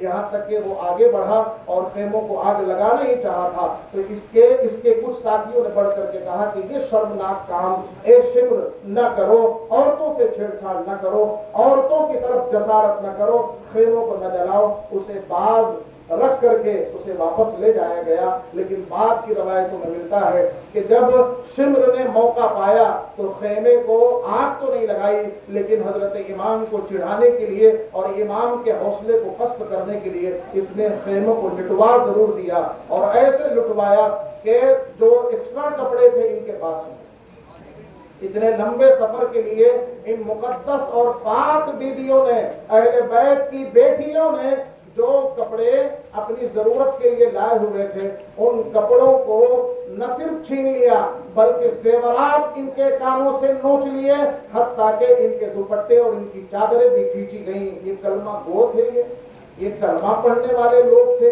یہ کس قسم کی مخلوق تھے. یہ شمر ابن ذی الجوشن کا یہ کارنامہ ہے میدان کربلا کی سرزمین پر, حتیٰ کہ حضرت امام نے دیکھا کہ ایک ایسی صورت آ کر کے سجیر کھڑی ہوئی ہے میدان کربلا میں جانے کے لیے کہ ایک بار دیکھ کر کے امام نے نگاہیں نیچی کر لی. امام نے ایک بار نگاہ اٹھائی, دیکھی اور نیچی کر لی, اور نیچی نگاہوں سے کہا کہ قاسم تم تو میرے بھائی حسن کی یادگار ہو, قاسم میں تمہیں کیسے اجازت دے دوں؟ تم نہ صرف میرے بھائی کی یادگار ہو, تمام صحابہ گواہ ہیں جو موجود ہیں, بیویاں گواہ ہیں مدینے کی جو موجود ہے. مجھے خود جب بھی میرے نانا رسول اللہ کی یاد آتی تھی تو تمہارے چہرے کو اللہ تبارک و تعالیٰ نے میرے نانا سے اتنا مماثل بنایا ہے, تمہارے چہرے کے خط و خال میرے آقا سے حضور اکرم صلی اللہ علیہ وآلہ وسلم سے اتنے ملتے جلتے ہیں. نگاہ نہیں اٹھا رہے ہیں حسین, اور نگاہ نیچی کر کے کہہ رہے ہیں کہ تمہارا چہرہ تو میرے حضور سے بالکل ملتا جلتا ہے, میں تمہیں کیسے اجازت دے دوں, تم تو میرے بھائی کی یادگار ہو. حضرت قاسم عرض کرتے ہیں کہ بابا, اے امی محترم چچا جان, اب اس کے سوا کوئی چارہ نہیں ہے کہ میں آگے بڑھ کر کے نانے کے دین پر اور آپ پر اپنی جان کو قربان کر دوں, مجھے اجازت دیجیے. حضرت امام پاک نے نہ چاہتے ہوئے حضرت قاسم کو اجازت دی. حضرت قاسم حیدری کچھار کا یہ شعر آگے بڑھا. اس سے پہلے کہ تلواریں چلتی, شمر نے اور عمرو بن سعد نے کہا کہ ہم تمہیں منع کرتے ہیں کہ ان شیروں کے آگے تنہا تنہا جاؤ, ان کو گھیرو اور گھیر کر کے یکبارگی ان پر جو ہے پہلے برچھیوں سے حملہ کرو, نیزوں سے حملہ کرو, تلواروں سے حملہ کرو, تیروں سے حملہ کرو, ان کے مقابلے میں تنہا تنہا نہیں جانا. اس طریقے سے اس نے اسٹریٹجی بنائی اور بتائی, لوگوں کو تیار کیا. ادھر حضرت قاسم کو نگاہوں سے حضرت امام دیکھ رہے ہیں, زینب پھوپھی کھڑی ہوئی دیکھ رہی ہے, اہل بیت کی دیگر بیٹیاں, رباب وغیرہ بیویاں دیکھ رہی ہیں. اچانک حضرت قاسم کی آواز آتی ہے, ادرکنی یا اماں, ادرکنی یا اماں, چچا جان آئیے, تمہارا شیر اب شہادت کی راہ پر ہے اور کوثر و سلسبیل کے راستے پر ہے, پیاسا جا رہا ہے اس امید کے ساتھ میں کہ نانا جان جام کا پیالہ, کوثر کا پیالہ لے کر کے جنت کی راہ پر ہمارا انتظار کر رہے ہیں. حسین دوڑے اور جا کر کے حضرت سیدنا امام قاسم رضی اللہ تعالیٰ عنہ کے لاشے کو اپنے ہاتھوں پر اٹھایا اور لا کر کے خیمہ اہل بیت پر جیسے ہی رکھا, تمام بیویوں اور بیٹیوں نے دیکھتے ہوئے ایک مرتبہ پھر چیخ نکالی. حضرت زینب چیخ پڑی کہ امام حسین بھائی جان ہم کیسے برداشت کریں, یہ تو شکل رسول ہے, شہید ہو گئی. حضرت امام نے آ کر کے پھر ایک بار دین کا اور شریعت کا حوالہ دیا کہ بہن کہیں ایسا نہ ہو کہ تاریخ اسلام میں تمہارا نام لے کر کے یا میرے حوالے سے کہا جائے کہ جن چیزوں کی ممانعت شریعت اسلامیہ میں ہے, میری بہن نہ صرف قاسم کے بعد بلکہ میرے بعد بھی نہ کرنا, میں بھی جانے والا ہوں. اب اہل بیت کے افراد بہت کم بچے, میں بھی میدان کارزار کی طرف جاؤں گا اور ضرور جاؤں گا, لیکن یہ بہن آخری نصیحت ہے اور سبھی کو نصیحت ہے. رباب تم کو نصیحت ہے, سکینہ تم کو نصیحت ہے, فاطمہ تم کو نصیحت ہے, سبھی کو نصیحت ہے کہ اسلام کی خلاف ورزی نہ کرنا. اسلام بیٹیوں کو اور بیویوں کو بال کھولنے سے منع کرتا ہے, غم کی سوگواری میں, سوگواری کے عالم میں چہرہ پیٹنے سے منع کرتا ہے. سوگواری اور غم کے عالم میں چہرہ نوچنے سے منع کرتا ہے، غریبان پر ہاتھ ڈالے سے منع کرتا ہے، سینہ پیٹنے سے منع کرتا ہے، ماتم سے منع کرتا ہے۔ اے میری بیٹیوں اور بیویوں، تم شریعت محمدی جو ہمارے گھر سے نکلی تھی، اس کے اوپر حرف نہ لے دینا، حضرت امام نے تاکیداً کہا، اور ان بیویوں نے پھر اسے تسلیم کیا، حتیٰ کہ حضرت امام کے اپنے صاحبزادے حضرت سیدنا علی اکبر رضی اللہ تعالیٰ عنہ تیار ہوئے اور آ کر کے سامنے کھڑے ہو گئے۔ امام نے انہیں اجازت دی، اور امام کی اجازت کے بعد یہ شہزادہ اسلام کہہ لیں، حضرت امام حسین کا صاحبزادہ کہہ لیں، حضرت علی اکبر 18 سال کی کڑیل جوانی، اور اس کے اوپر یہ کربلا کا دولہا حضرت امام سے اجازت لے کر کے بڑھا۔ اتنے میں ایک موہنی سی آواز آئی زینب کی کہ بیٹے، اے میرے بھتیجے ذرا آ جاؤ، تمہیں آخری مرتبہ اپنے سینے سے لگا لوں۔ حضرت زینب نے پکار کر علی اکبر کو سینے سے لگایا، دعائیں دی اور شہادت کی مبارکباد دی اور شہادت کی راہ پر بھیجا۔ تھوڑی ہی دیر میں خبر آئی، علی اکبر کی آواز آئی، ادرکنی یا بتا، ادرکنی یا بتا، اے بابا جان آپ آئے اور علی اکبر کے لاشے کو بھی اب اٹھانے کی زحمت گوارا کریں۔ چاروں طرف سے یزیدیوں نے آپ کو گھیر کر کے حضرت علی اکبر کو گرا لیا، اور گرا کر کے جو ہے سینکڑوں زخم آپ پر تلواروں، انیوں اور برچھیوں کے لگائے، اور لگانے کے بعد آپ کو شہید کر دیا۔ حضرت سیدنا امام علی مقام علی جدہ علیہ السلام اپنے جوان سال صاحبزادے کو لا کر کے خیمہ اہل بیت کے سامنے رکھتے ہیں۔ حضرت امام حسن کے تمام صاحبزادے، حضرت سیدنا امام حسین کے یہ پہلے صاحبزادے، اور اس کے بعد اب 2 ننھے صاحبزادے تھے حضرت زینب کے۔ زینب ان کو امامہ باندھ کر کے لاتی ہے، کہا بھیا سب چلے گئے اور میں ہرگز آپ سے نہ نہیں سنوں گی، میری طرف سے یہ 2 پھول بھی آپ پر قربان ہونا چاہتے ہیں۔ دونوں کو سجا کر کے لائیں، دونوں کو امامہ باندھ کر کے لائیں، میں آپ کو ایک دوسری طرف لے چلتا ہوں۔ ابھی کچھ ہی دن پہلے آپ نے قربانیاں کی ہیں، آپ میں سے بہت سارے گھر ایسے ہیں کہ تمام گھروں میں چھوٹے چھوٹے بچے ان بکروں کو نہلاتے ہیں، بقرعید کی صبح میں دھلاتے ہیں، انہیں سجاتے ہیں، سنوارتے ہیں، ان کے گلوں میں گردنوں میں پھولوں کا ہار ڈالتے ہیں، اور جب کوئی امام، کوئی مولوی، کوئی قاری، کوئی حافظ، کوئی دیندار اس کی گردن پر چھری رکھتا ہے تو ہمارے بچے اور بعض بیٹیاں رو پڑتی ہیں۔ جانوروں کے لیے ہمارا یہ جذبہ ہے، تو وہاں تو بیٹے ذبح ہو رہے تھے، وہاں بھتیجے ذبح ہو رہے تھے، وہاں پھول ذبح ہو رہے تھے۔ زینب کہتی ہے بھیا انکار نہ کرنا، ان دونوں پھولوں کو میری طرف سے تحفتاً قبول کر لو۔ اور امام کی یہ ننھی شہادتیں ننھی تلواریں لیے ہوئے میدان کربل میں پہنچتی ہے، اور ننھی چیخوں کے ساتھ انہیں کربلا کے میدان میں شہادت کی نیند سو جاتی ہے۔ امام ان دونوں ننھی لاشوں کو بھی اٹھا کر کے لاتے ہیں، تب تک امام نڈھال ہو چکے تھے، اور روایت ملتی ہے کہ کرسی پر امام پاک بیٹھ گئے، ابھی بیٹھے تھے کہ گود میں لا کر کے علی اصغر دے دیا گیا، علی اصغر گود میں لا کر کے دے دیا گیا کہ امام دیکھیے ننھا اپنی زبان باہر نکال رہا ہے۔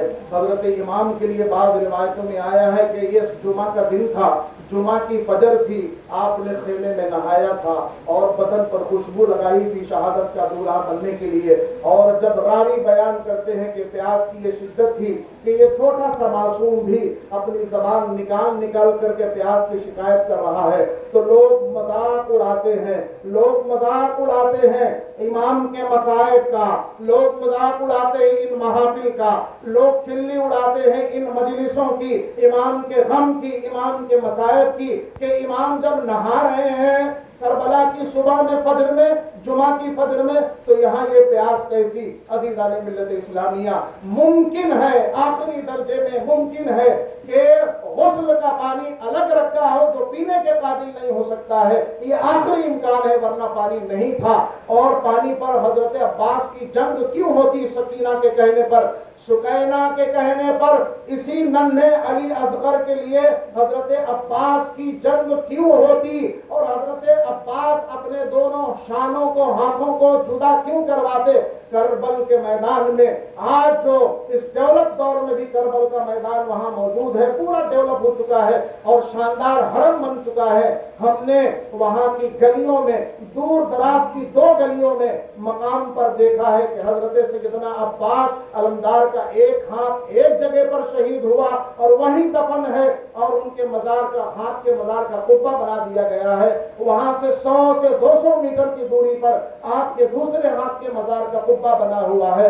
تو یہ جنگ کیوں ہوگی اگر پانی امکان کا یہ آخری درجہ ہے کہ غسل کا پانی الگ رکھا ہوگا جو پینے کے لائق نہیں رہتا ہے۔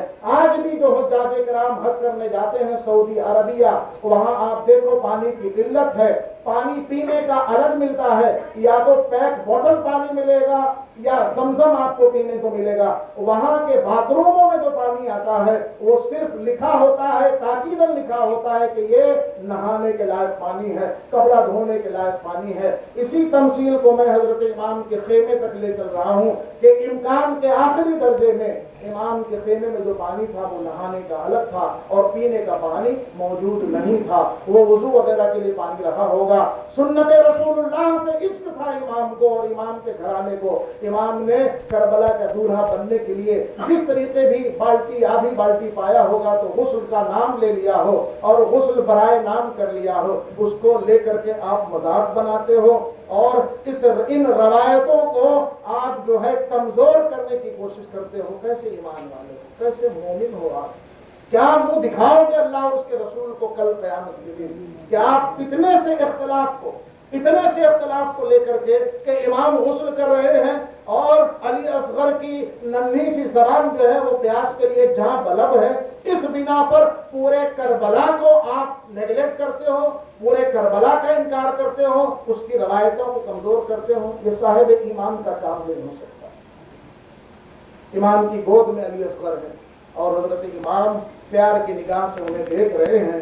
میں نے کئی سالوں سے آپ سے یہ کہا ہے کہ امام اگر چاہتے، امام رسول اللہ کے وہ شہزادے ہیں کہ اگر وہ چاہتے تو زمزم کے مقام پر کعبۃ اللہ سے کچھ ہی دوری پر بالکل پڑوس میں جبریل امین کے پر مارنے پر زمین پانی پھینک سکتا ہے اور دے سکتا ہے، تو امام حکم دیتے تو ضرور پانی ابل پڑتا کربل کے میدان میں۔ لیکن امام وہاں کرامتوں کے ظہور کے لیے نہیں گئے تھے، امام وہاں امتحان گاہ میں تھے، اور امتحان گاہ کی علامت کے طور پر اللہ تبارک و تعالیٰ کی کئی عطیات آپ کو وہاں دکھانے کا موقع ملا، اللہ کی شان کریمی دکھانے کا موقع ملا۔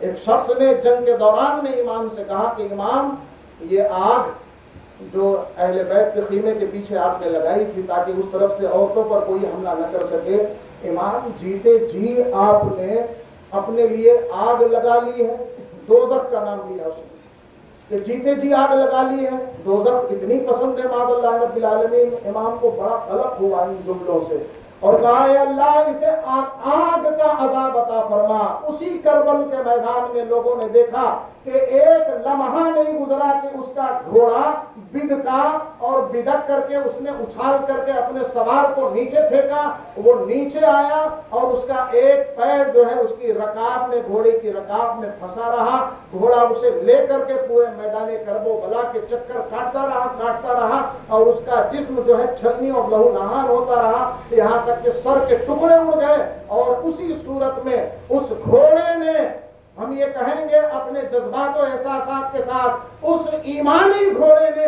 اس ایمان والے گھوڑے نے اس نابکار کو سزا دی اور اس کو جا کر کے اسی گڑھے میں اور خیمہ اہل بیت کے پیچھے لگنے والی آگ میں جا کر کے جھونک دیا اس کو۔ ایک آدمی نے کہا کہ امام، یہ امام پر اللہ کی شان کریمی تھی جو کرامت بن کر کے وہاں دکھائی جا رہی ہے۔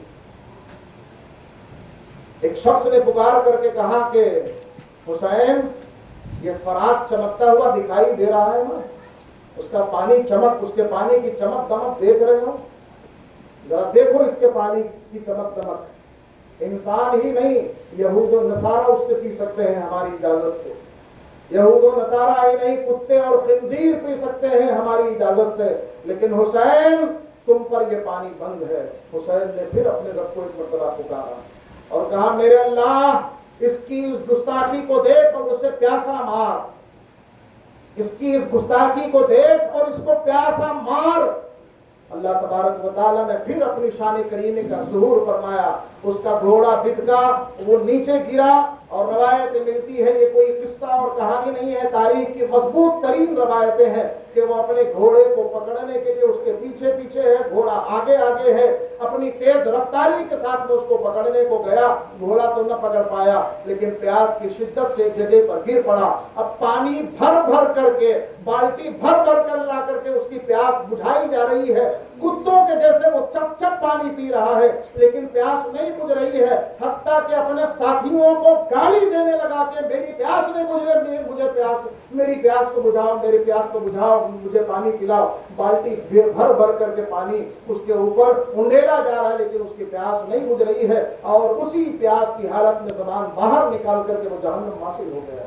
ایسے کئی ایک واقعات ہوئے ہیں امام کے ساتھ میں، شان کریمی خدا کی اور حضرت امام کی کرامت بن کر کے اس کا ظہور ہوا ہے۔ امام کی گود میں حضرت علی اصغر ہے رضی اللہ تعالیٰ عنہ، امام ٹکٹکی باندھ کر کے ان کی طرف نگاہیں کیے ہوئے ہیں، اور چھوٹی سی زبان بار بار باہر آ رہی ہے، یہ دودھ پیتے بچے تھے۔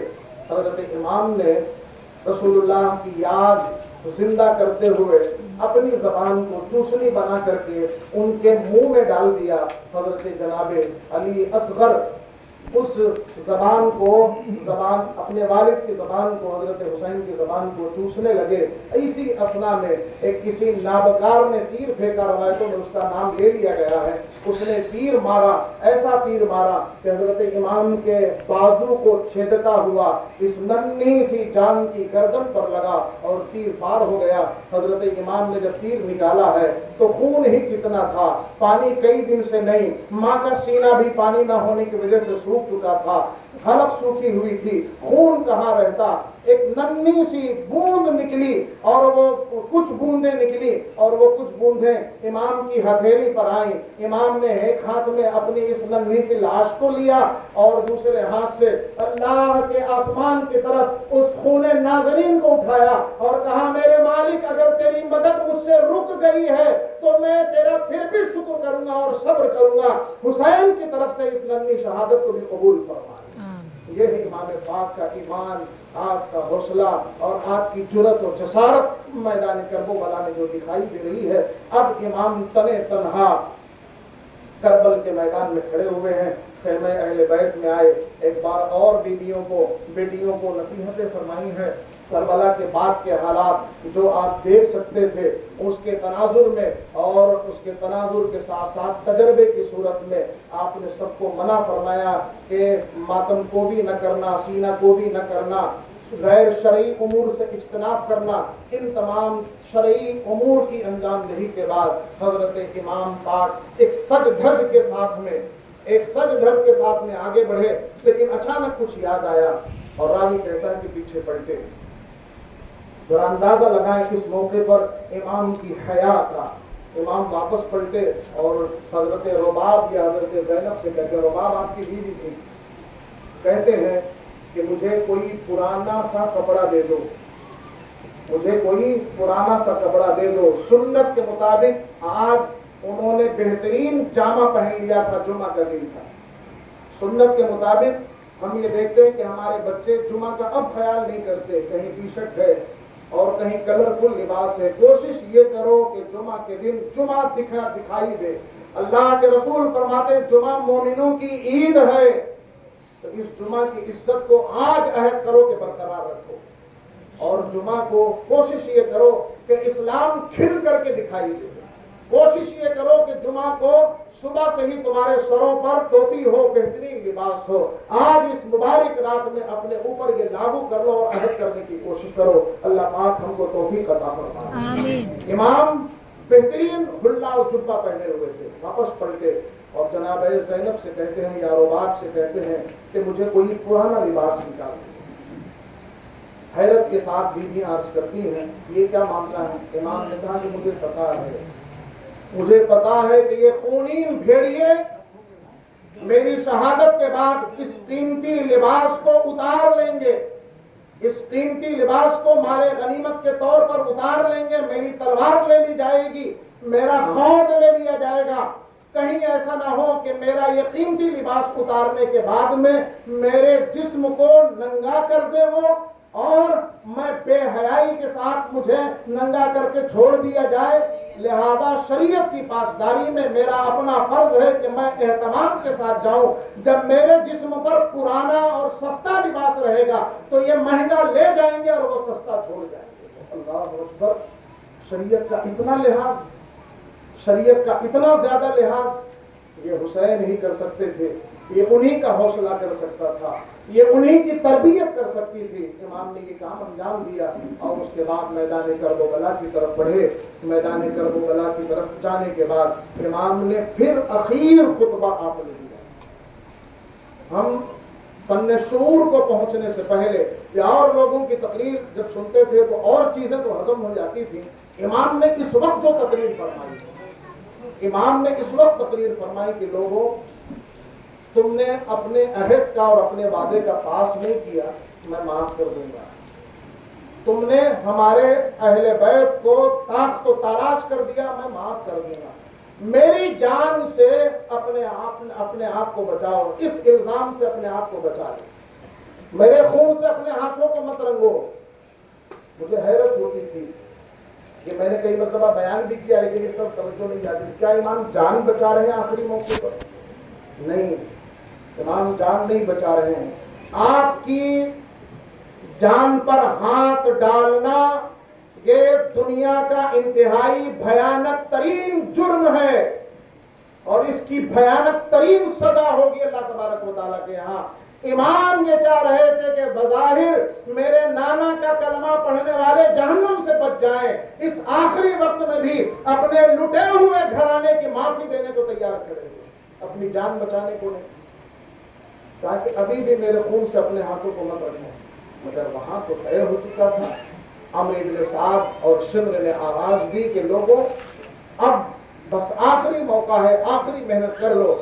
ہر طرف سے امام پاک کے اوپر جو ہے مبارزت کی گئی، حملہ کیا گیا.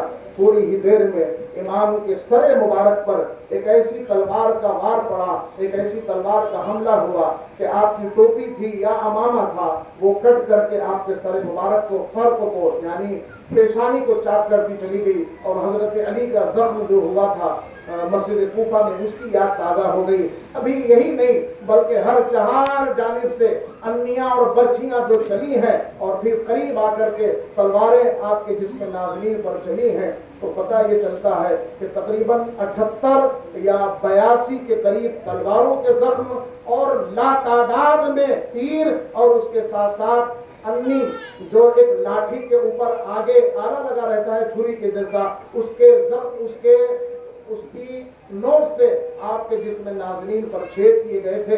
امام پاک اسی حالت میں کربلا کے میدان میں دو زانو بیٹھ جاتے ہیں گھوڑے سے اتر کر کے، لیکن اس کے باوجود اس ہاشمی شیر کے سامنے آنے کی کسی کو جسارت نہیں تھی. اور ادھر خیمہ اہل بیت سے بیویاں جو ہے حضرت امام علی مقام امام حسین علی جدہ علیہ السلام کے جنت کے جانے کے اس ہولناک منظر کو اپنی نگاہوں سے ملاحظہ کر رہی ہیں. حضرت امام دو زانو بیٹھے ہوئے ہیں. اچانک 3 نابکار، ایک خولی، ایک سنان اور ایک شمر آگے بڑھتے ہیں. شمر نے آپ کی گردن مبارک کی طرف تلوار چلائی اور سر نازنین جو ہے وہ سر نازنین اپنے جسم مبارک سے جدا ہو کر کے نیچے گر پڑا.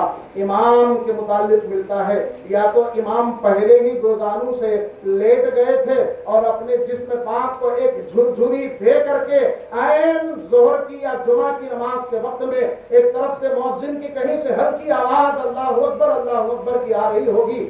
امام نے اپنے جسم کو آخری جو ہے قوت کے ساتھ میں جھرجھری دی اور پیشانی کو اللہ کے سجدے میں رکھ دیا اور اس طریقے سے شمر آگے بڑھا اور آپ کی گردن پر پیچھے سے ایک ایسا وار کیا کہ جس میں نازنین سے سر مبارک جو ہے تن سے جدا ہو گیا اور بڑھ کر کے سنان نے اس سر مبارک کو اٹھا کر کے خولی کے ہاتھ میں دے دیا. کربلا کا یہ شہ سوار کربلا کی دھرتی کے اوپر اس شان کے ساتھ میں اپنے رب کے حضور دین کی بقا اور دین کے تحفظ کی خاطر اللہ کی بارگاہ میں سرخرو ہو کر کے پہنچ گیا. انا للہ و انا الیہ راجعون. حضرت سیدنا غریب نواز کیا خوب انداز میں کہتے ہیں، شاہ است حسین، بادشاہ است حسین، دین است حسین، دی پناہ است حسین، سرداد نداد دست در دست یزید حقا کے بنائے لا الہ است حسین. حسین دین ہے، دین کی پناہ ہے. خود آپ کی ذات دین تھی اور اپنے آپ کو قربان کر کے آپ نے دین کو تحفظ فراہم کیا کربلا کے میدان میں. اے کربلا کی خاک اس احسان کو نہ بھول، اے کربلا کی خاک اس احسان کو نہ بھول. تڑپی ہے تجھ پہ لاش جگر گوشے بطول، اسلام کے لہو سے تیری پیاس بجھ گئی. اے کربلا کی خاک اسلام کے لہو سے تیری پیاس بجھ گئی. سیراب کر گیا ہے تجھے خون رگے رسول، کرتی رہے گی پیش شہادت حسین کی. آزادی حیات کا یہ سرمدی اصول، چڑھ جائے کٹ کے سر تیرا نیزی کی نوک پر، چڑھ جائے کٹ کے سر تیرا نیزی کی نوک پر، لیکن تو یزیدیوں کی اطاعت نہ کر قبول. اور امام نے وہ کر کے دکھایا. الحمدللہ ثم الحمدللہ. امام کی شہادت زندہ باد، اہل بیت کے اطہار کی شہادت زندہ باد، ان کے گھر والوں کی شہادت پائندہ باد، اور ان کے رفقا کی شہادت زندہ باد و پائندہ باد. اسلام کو بقا دیا آپ نے، اسلام کو تحفظ دیا آپ نے. اس کے بعد اس عمرو ابن سعد یا ابن زیاد ناپکار کی پیاس ابھی بجھی نہیں. اس کے بعد اب تو یہ ہونا چاہیے تھا کہ میدان کرب و بلا کو ختم کر دینا چاہیے تھا، وہاں کارگزاری اور کارروائی کو ختم کر دینا چاہیے تھا. لیکن ایسا لگتا ہے کہ ان کے اندر ایمان کا جو آخری جز بھی رہا ہوگا اللہ تعالیٰ نے وہ بھی نچوڑ لیا. ان کو بھیانک ترین سزاؤں کی خاطر تیاری کرانے کی خاطر کہ عمرو بن سعد نے روایتوں کے مطابق 10 یا 12 گھوڑوں کو ان کے سوار سمیت تیار ہونے کا حکم دیا اور تیاری کر کے کہا کہ ایک طرف ایک جتھا جا کر کے بیویوں کو جمع کرے اور ان کو جمع کر کے ان کو سواریوں پر باندھ بون کر کے لادے کے کوفہ لے جانا ہے، اور دوسری طرف حضرت امام کے لاشے پر وہ 8-10 گھوڑے دوڑائے گئے یہاں تک کہ آپ کے جسم پاک کو چور چور کر دیا گیا. انا للہ و انا الیہ راجعون. نہ صرف آپ کی جان آخری کے سپرد ہوئی بلکہ جس میں نازنین کو بھی نہیں بخشا گیا اور زمین سے بالکل چپکا دیا گیا. گھوڑے آپ کے اوپر دوڑائے گئے. نہ جانے یہ کون سا خبت اور احمقی اور نالائقی ان کے سروں پر سوار تھی، تیار تھی. اس طریقے سے رسول اللہ کی شہزادے کے ساتھ میں حضرت فاطمہ زہرا کے اس پھول کے ساتھ میں یہ ان ناپاکوں اور ناپکاروں نے جو ہے یہ کارنامہ انجام دیا. یہ عجیب تر چیز ہے کہ ایسا تو کوئی نہیں کرتا تھا، اس طریقے کا کوئی کام انجام نہیں دیتا تھا. دوسری جانب میں آپ کو بتاؤں عزیزان ملت اسلامیہ، حضرت حسین وہ شخصیت ہے کہ حضرت ابو ہریرہ کی ایک روایت یاد آئی اس موقع پر کہ حضرت امام حسین کی آخرش مدد کیوں نہ ہوئی. حضرت حسین ابو ہریرہ فرماتے ہیں کہ بچپن کا ایک موقع ہے، حسین کو حضور لیے ہوئے ہیں. آپ تصور کریں، آپ بھی باپ ہیں، ماں باپ ہیں، اپنے گھروں میں یہ کام کرتے رہتے ہیں اپنے بچوں کے ساتھ میں. حضور پکڑے ہوئے ہیں اور آواز دے کر کے کہہ رہے ہیں کہ آگے بڑھو حسین اور پکڑو حسین کو. یعنی ادبن یہ نہیں کہا جا رہا کہ مارو حسن کو. حسین آگے بڑھو اور پکڑو حسن کو. حسین آگے بڑھو اور پکڑو حسن کو. آپ کو سمجھانے کے لیے کہتے ہیں پکڑو حسن کو یا گرا دو حسن کو. یہ حضور فرما رہے ہیں. حضرت فاطمہ زہرا نکل آئی آواز سن کے اور عرض کرتی ہیں بابا آپ چھوٹے کو کہہ رہے ہیں کہ بڑے کو پکڑ کے گرا دے. کہا بیٹی تم نہیں دیکھ پا رہی ہو، ادھر جبریل کھڑے ہوئے حسن کو لے کر کے اور حسن سے کہہ رہے ہیں کہ حسین کو پکڑو. سمجھے آپ؟ حسن کو جبریل پکڑے ہوئے اور آگے بڑھا رہے ہیں. میں ادھر سے حسین کو کہہ رہا ہوں. ایک گھر میں سید الشہداء حضرت رسالت مآب کے ہاتھ میں ہے، اور اسی گھر میں حضرت امام حسن مجتبی جبریل امین کے ہاتھ میں ہے۔ دونوں میں مقابلہ آرائی جاری ہے، دونوں کی ایک مصنوعی لڑائی میں ایک دوسرے کا ساتھ ایک سید الملائکہ دے رہا ہے، اور نبیوں کا سید اور نبیوں کا سردار ایک کا ساتھ دے رہا ہے۔ کربل کے میدان میں کیا فاطمہ زہرا نہیں آئی ہوں گی؟ کربل کے میدان میں کیا علی مرتضیٰ نہیں آئے ہوں گے؟ کیا امیر حمزہ نہیں آئے ہوں گے؟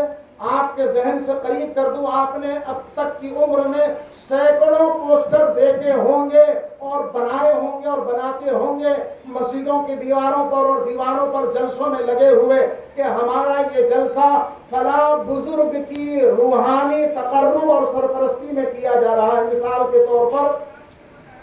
کے طور پر تقریباً اکثر پوسٹروں میں لکھا رہتا ہے کہ حضرت غوث پاک کی روحانی سرپرستی میں یہ جلسہ کیا جا رہا ہے۔ جب جلسے روحانی سرپرستی میں ہو سکتے ہیں تو کربلا ان انبیاء اور ان صلحاء کی روحانی سرپرستی میں نہیں ہو سکتا۔ ہمارا یقین یہ کہتا ہے کہ علی آئے ہوں گے، فاطمہ آئی ہوں گی، امیر حمزہ آئے ہوں گے۔ ہمارا ایقان یہ کہتا ہے کہ حضور آئے ہوں گے، اور یقین ہی نہیں یہ کہتا۔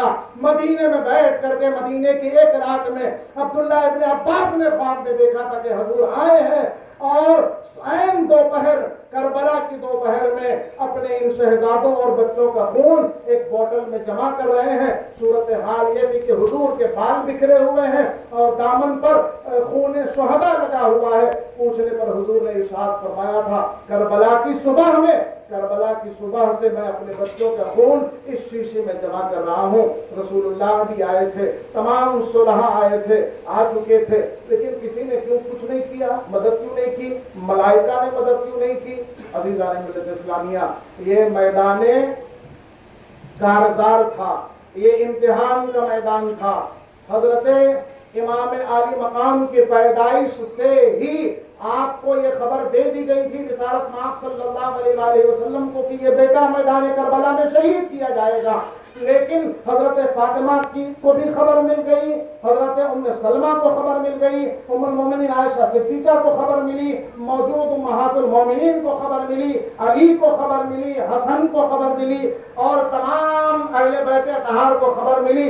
سب نے دعائیں دی اور کی، خود حضور کی دعا ملتی ہے۔ حضور دعا کیا کرتے تھے، اے اللہ کربلا کے میدان کے لیے دعا کرتا ہوں، اللہم آت الحسین اجرا و صبرا، میرے حسین کو کربلا کے میدان میں صبر اور اجر عطا فرمانا۔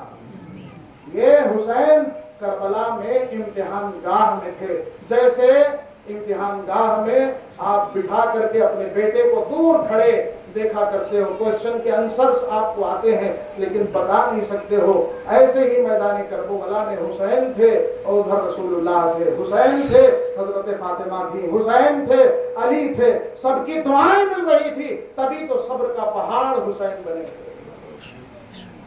اس کربل کے لٹے ہوئے قافلے کو شہادت کے بعد میں عمرو بن سعد نے باندھ بوند کر کے قیدیوں کی طریقے سے، باغیوں کی طریقے سے عمرو بن سعد کے یہاں پیش کیا۔ کوفہ کی گلیوں میں ان کو گھوڑوں اور اونٹوں کی ننگی پیٹھ پر بٹھایا گیا بطور سزا اور کوفہ کی گلیوں میں گھمایا گیا، اور اس کے بعد یہ پتہ ملتا ہے کہ عمرو بن سعد کے پاس گورنر ہاؤس میں ایک ٹرے پر، ایک تشت پر، ایک رکابی میں، ایک پلیٹ میں رکھ کر کے امام کا سر اس کے سامنے رکھ دیا گیا، عبید اللہ ابن زیاد کے سامنے۔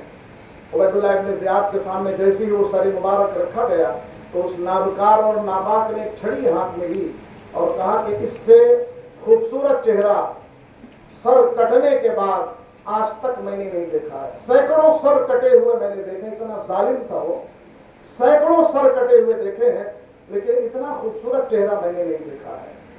اور کیوں نہ ہو، اعلی حضرت کی زبان میں وہ تو پھول تھے، کیا بات رضا اس چمنستان کرم کی، زہرا ہے کلی جس میں حسین اور حسن پھول۔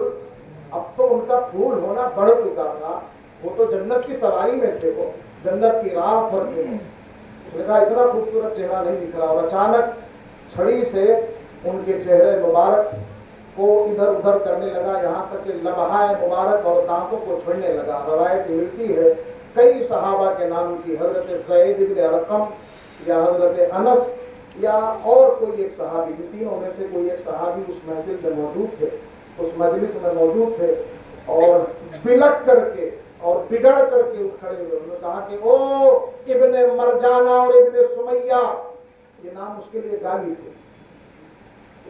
انہوں نے کہا کہ سن، ہم گواہی دیتے ہیں کہ اس چہرے کو اور جہاں پر تو چھڑی، جن دانتوں پر اور جن لبہائے ناظرین پر، جن ہونٹوں پر تو لگا رہا ہے، ان ہونٹوں کو ہم نے اپنے آقا علیہ الصلوۃ والسلام کو چوستے دیکھا ہے، ہٹا لے اپنی چھڑی کو اس سے۔ وہ سہم تو گیا، لیکن جانتے ہو کیا کہتا ہے؟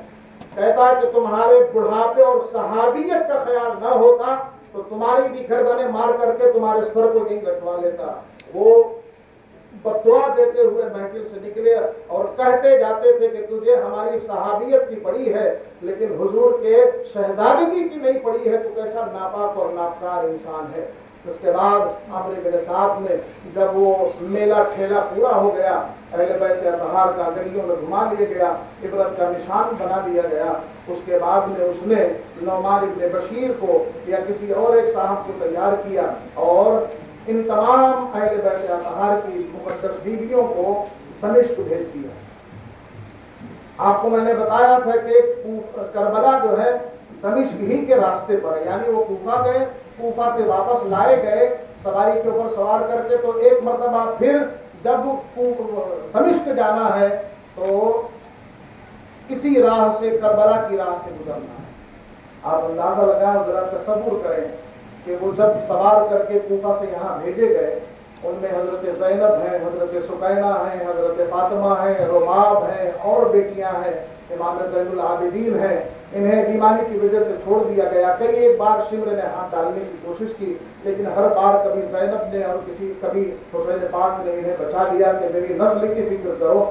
اس طریقے سے ان کی بیماری کا حوالہ دے کر کے یہ بھی ہیں 20-21 سال یا 23 سال کے، محارم کے طور پر بھی ان کو بچایا گیا کہ ان کے ساتھ محرم کون ہوگا۔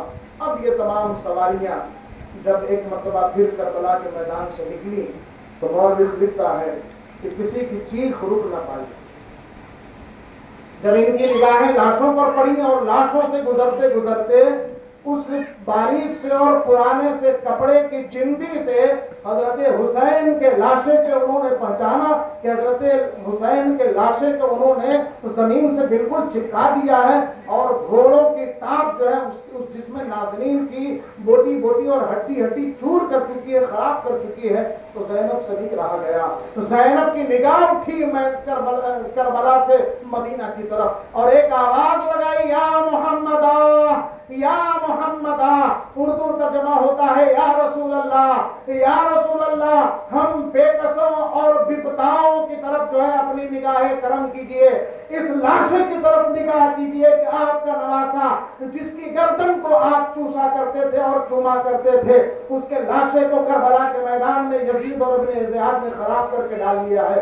درود و سلام ہو اے محمد عربی، ارواحنا فدا آپ کے اوپر، آپ کی نواسی اور آپ کی بیٹی آواز دے رہی ہے، تشریف لائیں اور آپ دیکھیں کہ آپ کے اہل بیت کے ساتھ میں ان نابکاروں اور ظالموں نے کیا کارنامہ انجام دیا ہے۔ اس طریقے سے آواز دیتی ہوئی یہ سواریاں آگے بڑھ گئی ہیں، یہاں تک کہ کئی روز کی منزلیں طے کرنے کے بعد یہ دمشق پہنچی، اور دمشق میں کارنامہ یہ ہوا کہ دمشق کی گلیاں گھومتے گھماتے جب یزید کے سامنے ان سب کو پیش کیا گیا، تو اب ذرا میں اس سائیڈ کی طرف آتا ہوں جس سائیڈ سے پھر ایک بار یزید کے پیروں کو دھونے کی کوشش کی جاتی ہے، اس کے کیریکٹر کو صاف کرنے کی کوشش کی جاتی ہے کہ یزید رویا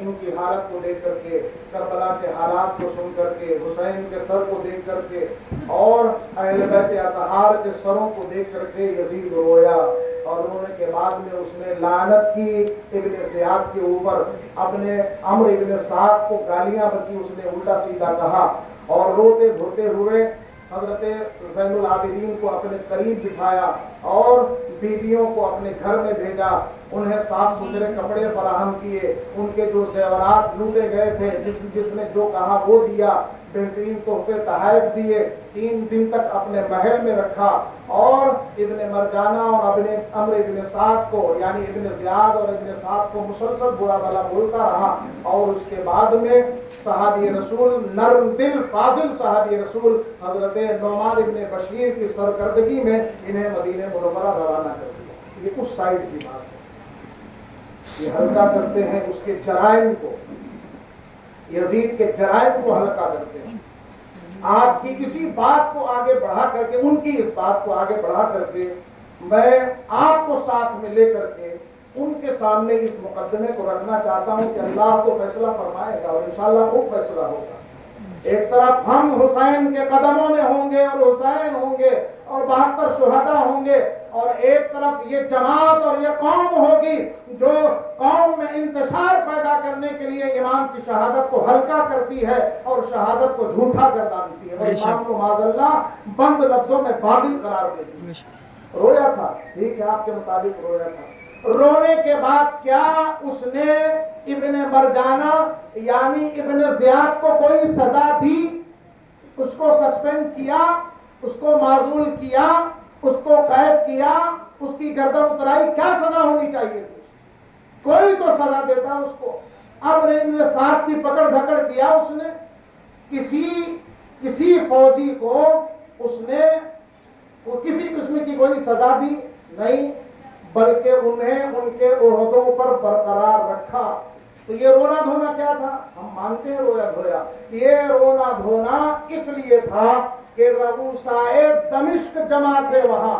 پہلے مرحلے میں، اب آؤ میں آپ کو کتاب کے پاس بھی اور نقشے کے بعد بھی قریب لے چلتا ہوں۔ میں نقشہ میں نے خود اپنی آنکھوں سے دیکھا ہے اور کتاب پڑھی ہے، اور آپ کو بتا رہا ہوں میں اپنے اللہ کی شہادت کے ساتھ۔ پہلے کتاب سن لیا، پہلے مرحلے میں رویا وہ، پہلے مرحلے میں وہ خوش ہوا، رویا بعد میں، پہلے مرحلے میں خوش ہوا، اور خوش ہو کر کے اس نے جو میں نے چند دن پہلے بتایا تھا، اس نے آواز دی اپنے بدر میں مارے جانے والے مشرک باباؤں کو، اموی باباؤں کو، جو حضور اور حضور کے مجاہدین اسلام کے ہاتھوں اسلام کی پہلی جنگ میں قتل ہوئے تھے، مشرکین کی طرف مارے گئے تھے، ان باباؤں کی روحوں کو آواز دی کہ آؤ، اور میدان کرب و بلا میں نے بدر کا بدلہ رسول اللہ کی اولاد سے لے لیا ہے اور بدترین بدلہ لیا ہے، اس کے گواہ بن جاؤ۔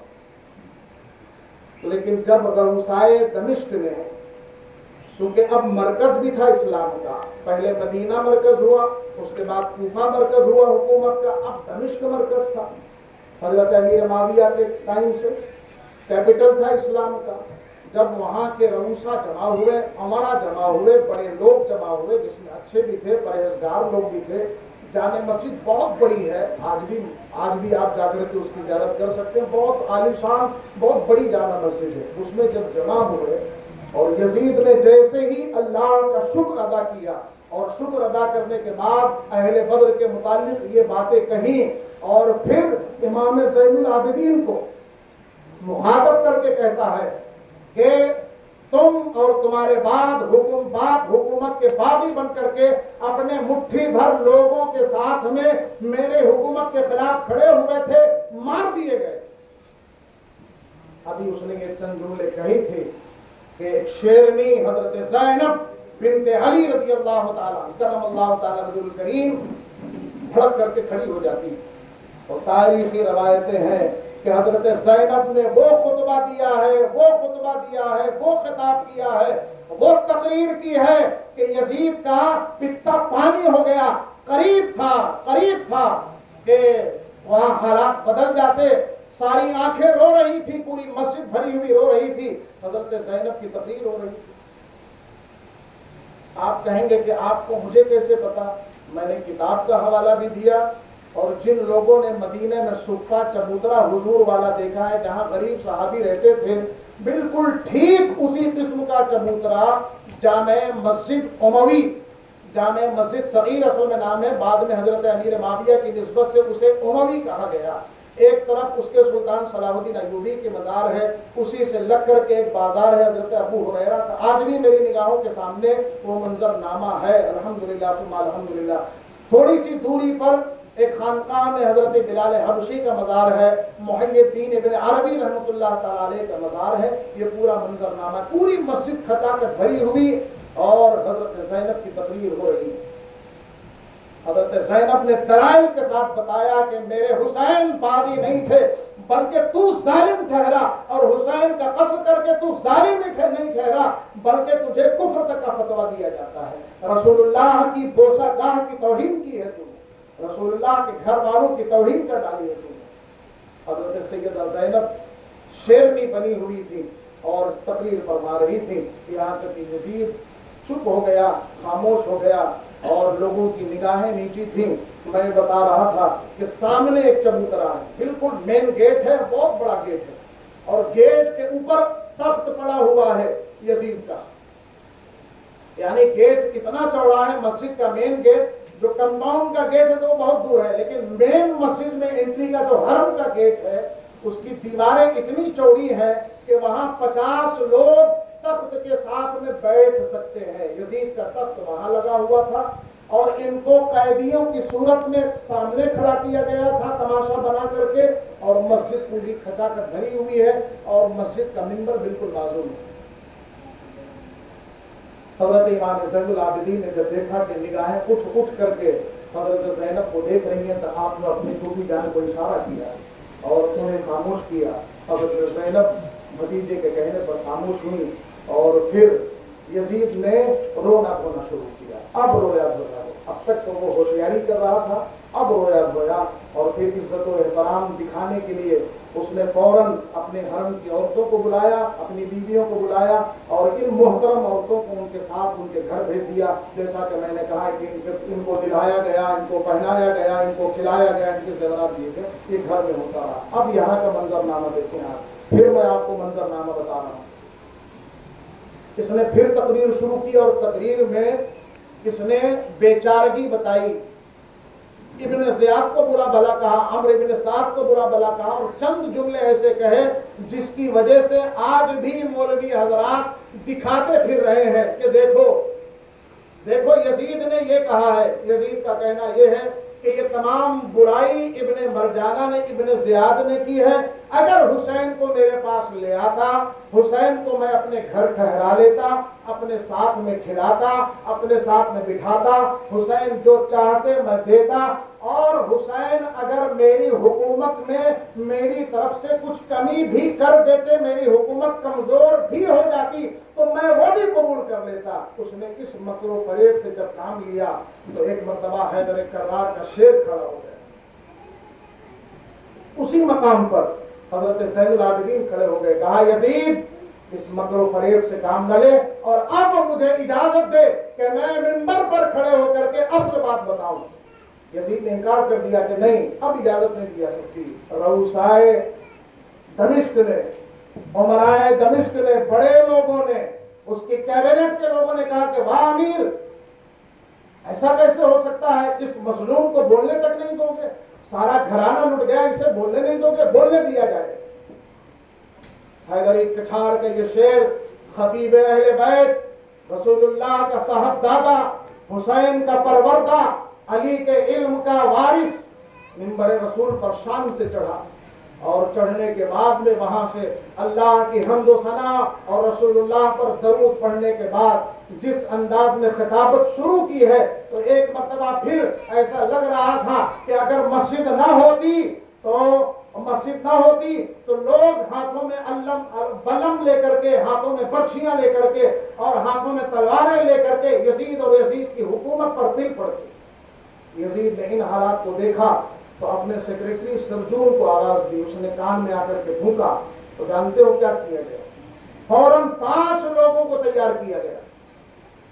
حضرت امام زین العابدین کی تقریر شوردار اور زوردار آواز کے ساتھ ہو رہی ہے، اور حقائق کربلا از مدینہ تا مکہ اور از مکہ تا کوفہ اور کرب و بلا کے میدان میں کس ناپاکی اور جسارت کے ساتھ میں آپ کے اہل بیت اور بیویوں کے ساتھ میں اور حسین کے لاشوں کے ساتھ میں، لاشیں مبارک کے ساتھ میں جو شیطنت کی گئی تھی، ان سب کا بیانیہ ہو رہا ہے خطاب کی شکل میں۔ تو سرجون عیسائی کرسچن کے اشارے پر 5 لوگوں کو ایک ساتھ تیار کیا گیا کہ محراب میں جا کر کے الگ الگ جگہوں پر قبلہ کی جانب مسجد میں پھیل جاؤ اور جا کر کے کھڑے ہو کر کے اذان دو۔ حضرت امام زین العابدین کا خطاب ہو رہا ہے اور اچانک 5 لوگوں کی آواز بلند ہوئی، اللہ اکبر اللہ اکبر اللہ اکبر اللہ اکبر۔ تمام لوگ حیرت سے ہیں کہ اگر اذان کا وقت ہو بھی گیا ہے تو ایک مؤذن اب تک اذان دیتا تھا، یہ 5 مؤذن اذان دے رہے ہیں، اس کا کیا مطلب ہے؟ اس کا مطلب یہ تھا کہ زین العابدین کی آواز کو خاموش کیا جائے، آواز کو کمزور کیا جائے۔ حضرت زین العابدین شریعت مطہرہ پر عمل پیرا انسان کا نام تھا، رسول اللہ کے نواسے اور بیٹے کا نام تھا۔ اذان کی آواز سن کر کے آپ خاموش ہو گئے، ممبر سے نیچے تشریف لے آئے اور اذان کے بعد فوراً جماعت کھڑی کر دی گئی۔ ہم جب میں ایک بار پھر حوالہ دوں گا 1996 میں پہلی مرتبہ، اور اب اس کے بعد میں ایک مرتبہ اور جانے کا 2002 میں موقع ملا ہے، جب پہلی مرتبہ حاضر ہوئے تھے تو ہمیں ظہر کی نماز ملی، ہمیں عصر کی نماز ملی، ہمیں مغرب کی نماز ملی۔ تینوں نمازیں ہم نے اس مسجد میں پڑھی ہیں۔ عزیزان ملت اسلامیہ، آج اس وقت تک اب کا تو پتہ نہیں ہے، سیریا دمشق تقریباً اجاڑ دیا گیا، لیکن اس زمانے میں یعنی 1996 میں ان تینوں نمازوں کا میں گواہ ہوں کہ اسی طریقے سے 5 لوگ مائک کے ساتھ اذانیں دے رہے ہیں۔ 5 لوگ، چھوٹے چھوٹے ان کے حجرے بن گئے ہیں قبلہ سائڈ میں، اور 5 لوگ آج بھی اذانیں دے رہے ہیں۔ میں نے کہا کہ آثار یزید مٹا دیے گئے، لیکن یہ حوالہ ہم اہل سنت والجماعت کے لیے رکھ لیا گیا ہے کہ الحمدللہ ہم سینے کے چوڑائی کے ساتھ میں حوالہ دیں گے کہ یزید کا ناپاک کارنامہ تھا کہ زین العابدین کی آواز کو دبانے کے لیے اس نے ایک ساتھ 5 لوگوں سے اذان دلوائی تھی، اور لوگوں نے یہ اس کارنامے کو آج بھی باقی رکھا اور 5 لوگ آج بھی اذانیں دیتے ہیں۔ یہ ہے آثار اور قرائن۔ اب اس کے بعد اسی مکر و فریب کے ساتھ میں یزید نے ان تمام اہل بیت کو حضرت نعمان ابن بشیر کی سرکردگی میں انہیں لیڈر بنا کر کے، انہیں کمانڈر بنا کر کے، انہیں اس جماعت کو جس میں اہل بیت ہیں سب کو اچھے انداز میں یہاں سے رخصت کیا۔ اس تمام ٹھیک ہے کہ بعد میں اس نے کیا ہوگا۔ یہ سفر در سفر کرتے ہوئے مدینہ پہنچا، کربلا سے کوفہ اور کوفہ سے مدینہ، کوفہ سے دمشق اور دمشق سے مدینہ، مہینہ 1.5 مہینہ سے زائد یہ وقفہ لگا ہوگا ان لوگوں کو۔ اس سے کہیں پہلے مدینہ منورہ میں اہل بیت کے اجڑنے کی خبر پہنچ گئی تھی اور لوگ انتظار میں تھے اور شدید انتظار میں تھے۔ جیسے ہی قافلہ اہل بیت لٹا پٹا رسول اللہ کے دیار میں پہنچا ہے، رسول اللہ کے دربار میں پہنچا ہے اور مدینہ نظر آیا ہے، خیمہ اہل بیت کی یہ پاک بیبیاں پھر ایک مرتبہ ان کا یارائے ضبط اور ان کے ضبط کا بندھن ٹوٹ پڑا اور وہیں سے آواز دینے لگی یا محمدہ یا محمدہ، اور اپنی بکتا سنانے لگی، یہاں تک کہ قبر رسول پر آ کر کے ایک ایک واقعے کا بیانیہ شروع کیا ہے۔ مورخ لکھتا ہے حضرت عقیل کی ایک صاحبزادی تھی، حضرت زینب ابن حسین بھی ہیں اور حضرت زینب ابن عقیل بھی ہیں، یہ حضرت حسین کی سگی چچی ہیں۔ یہ بڑی زبان آور تھی۔ سب سے پہلا مرثیہ مدینہ منورہ میں حضرت امام پاک کا انہوں نے کہا ہے، اور جیسے ہی ان کی زبان پر مرثیے کے اشعار آئے ہیں پورے مدینے میں غم کی ایک لہر دوڑ گئی ہے۔ پہلے شعر کا ترجمہ یہ ہے کہ کہ اے اہل بیت رسالت حسین کو کہاں چھوڑ آئے؟ تم قبر رسول پر جا رہے ہو۔ اگر رسول اللہ نے اپنی قبر سے پوچھ لیا کہ حسین کہاں ہے تو کیا جواب دو گے؟ یہ پہلا شعر تھا مرثیہ کا حضرت سیدہ زینب ابن عقیل رضی اللہ تعالی عنہا کا، اور اس کے بعد وہ پڑھتی چلی گئی اور پورا مدینہ قبر رسول صلی اللہ علیہ وآلہ وسلم کے گرد امڑ آیا، اور اس طریقے سے اہل بیت اطہار رضوان اللہ تعالی علیہ اجمعین مدینہ منورہ تشریف لائے اور یہاں بود و باش اختیار کی حضرت امام زین العابدین کے لیے۔ لوگ یہ کہتے ہیں کہ پھر پوری زندگی آپ نے کبھی کوئی بیان نہیں کیا۔ میں آپ سے یہ عرض کرتا ہوں کہ پوری زندگی بیان آپ نے کیا ہو نہ کیا ہو، لیکن آپ کا ادب اور آپ کا احترام اور آپ کی عزت مدینہ منورہ میں اس طریقے سے تھی کہ مسجد نبوی شریف سے جب نماز پڑھ کر کے اپنے گھر کو نکلتے تھے یا کسی موقع پر کہیں آ جایا کرتے تھے، کسی سے ملاقات کے لیے آیا جایا کرتے تھے، تو عالم یہ تھا کہ قصائی کی دکانوں پر اگر گوشت لٹکا ہوتا اور دور سے پتہ چلتا کہ امام زین العابدین آ رہے ہیں تو گوشت اتار لیا جاتا، اس پر کپڑا ڈال دیا جاتا، چھریاں چھپا دی جاتی تھیں، اس لیے کہ جیسے ہی اس کٹے ہوئے گوشت پر حضرت امام زین العابدین کی نگاہ پڑتی تھی کربلا یاد آ جاتا تھا اور آپ بلک بلک کر کے رونے لگتے۔ پوری زندگی اسی طریقے سے گزاری ہے۔ دوسری طرف امام زین العابدین نے بڑی خوبصورت خدمات اسلامیہ اور خدمات مسلمانوں والی زندگی گزاری ہے۔ میں نے آپ سے عرض کیا ہے کہ کل تو محرم الحرام کا عاشورہ آپ منائیں گے، پرسوں مابعد کربلا انشاءاللہ کچھ تاریخ جو ہے ہم عرض کرنے کی کوشش کریں گے اور پرسوں ایک جلسہ کریں گے۔ اللہ تبارک و تعالیٰ کی جناب میں دعا ہے مولا کریم کسی بھی دکھاوے، تصنع اور بناوٹ سے ہمیں اوپر اٹھا کر کے آج کی اس محفل شہادت کو ہم سے قبول فرمائے۔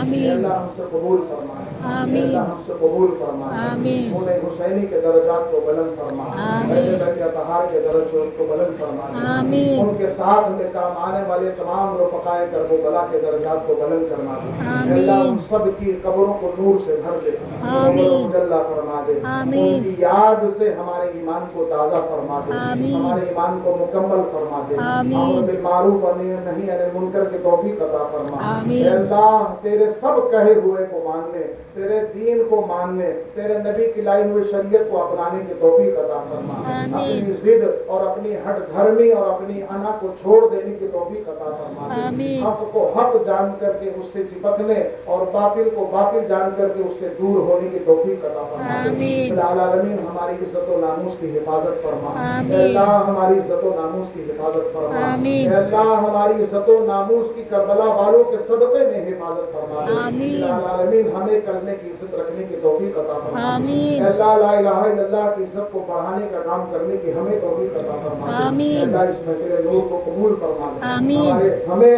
اپنے دین سے سچی محبت کی توفیق عطا فرما۔ آمین۔ اور دین کو ہمیشہ اپنے عمل سے سر بلند کرنے کی توفیق رفیق عطا فرما۔ آمین۔ وصلی اللہ تعالی وسلم علی سید المرسلین وعلی آلہ وصحبہ اجمعین برحمتک یا ارحم الراحمین۔ ایک بار پھر گزارش کریں کہ آج الحمدللہ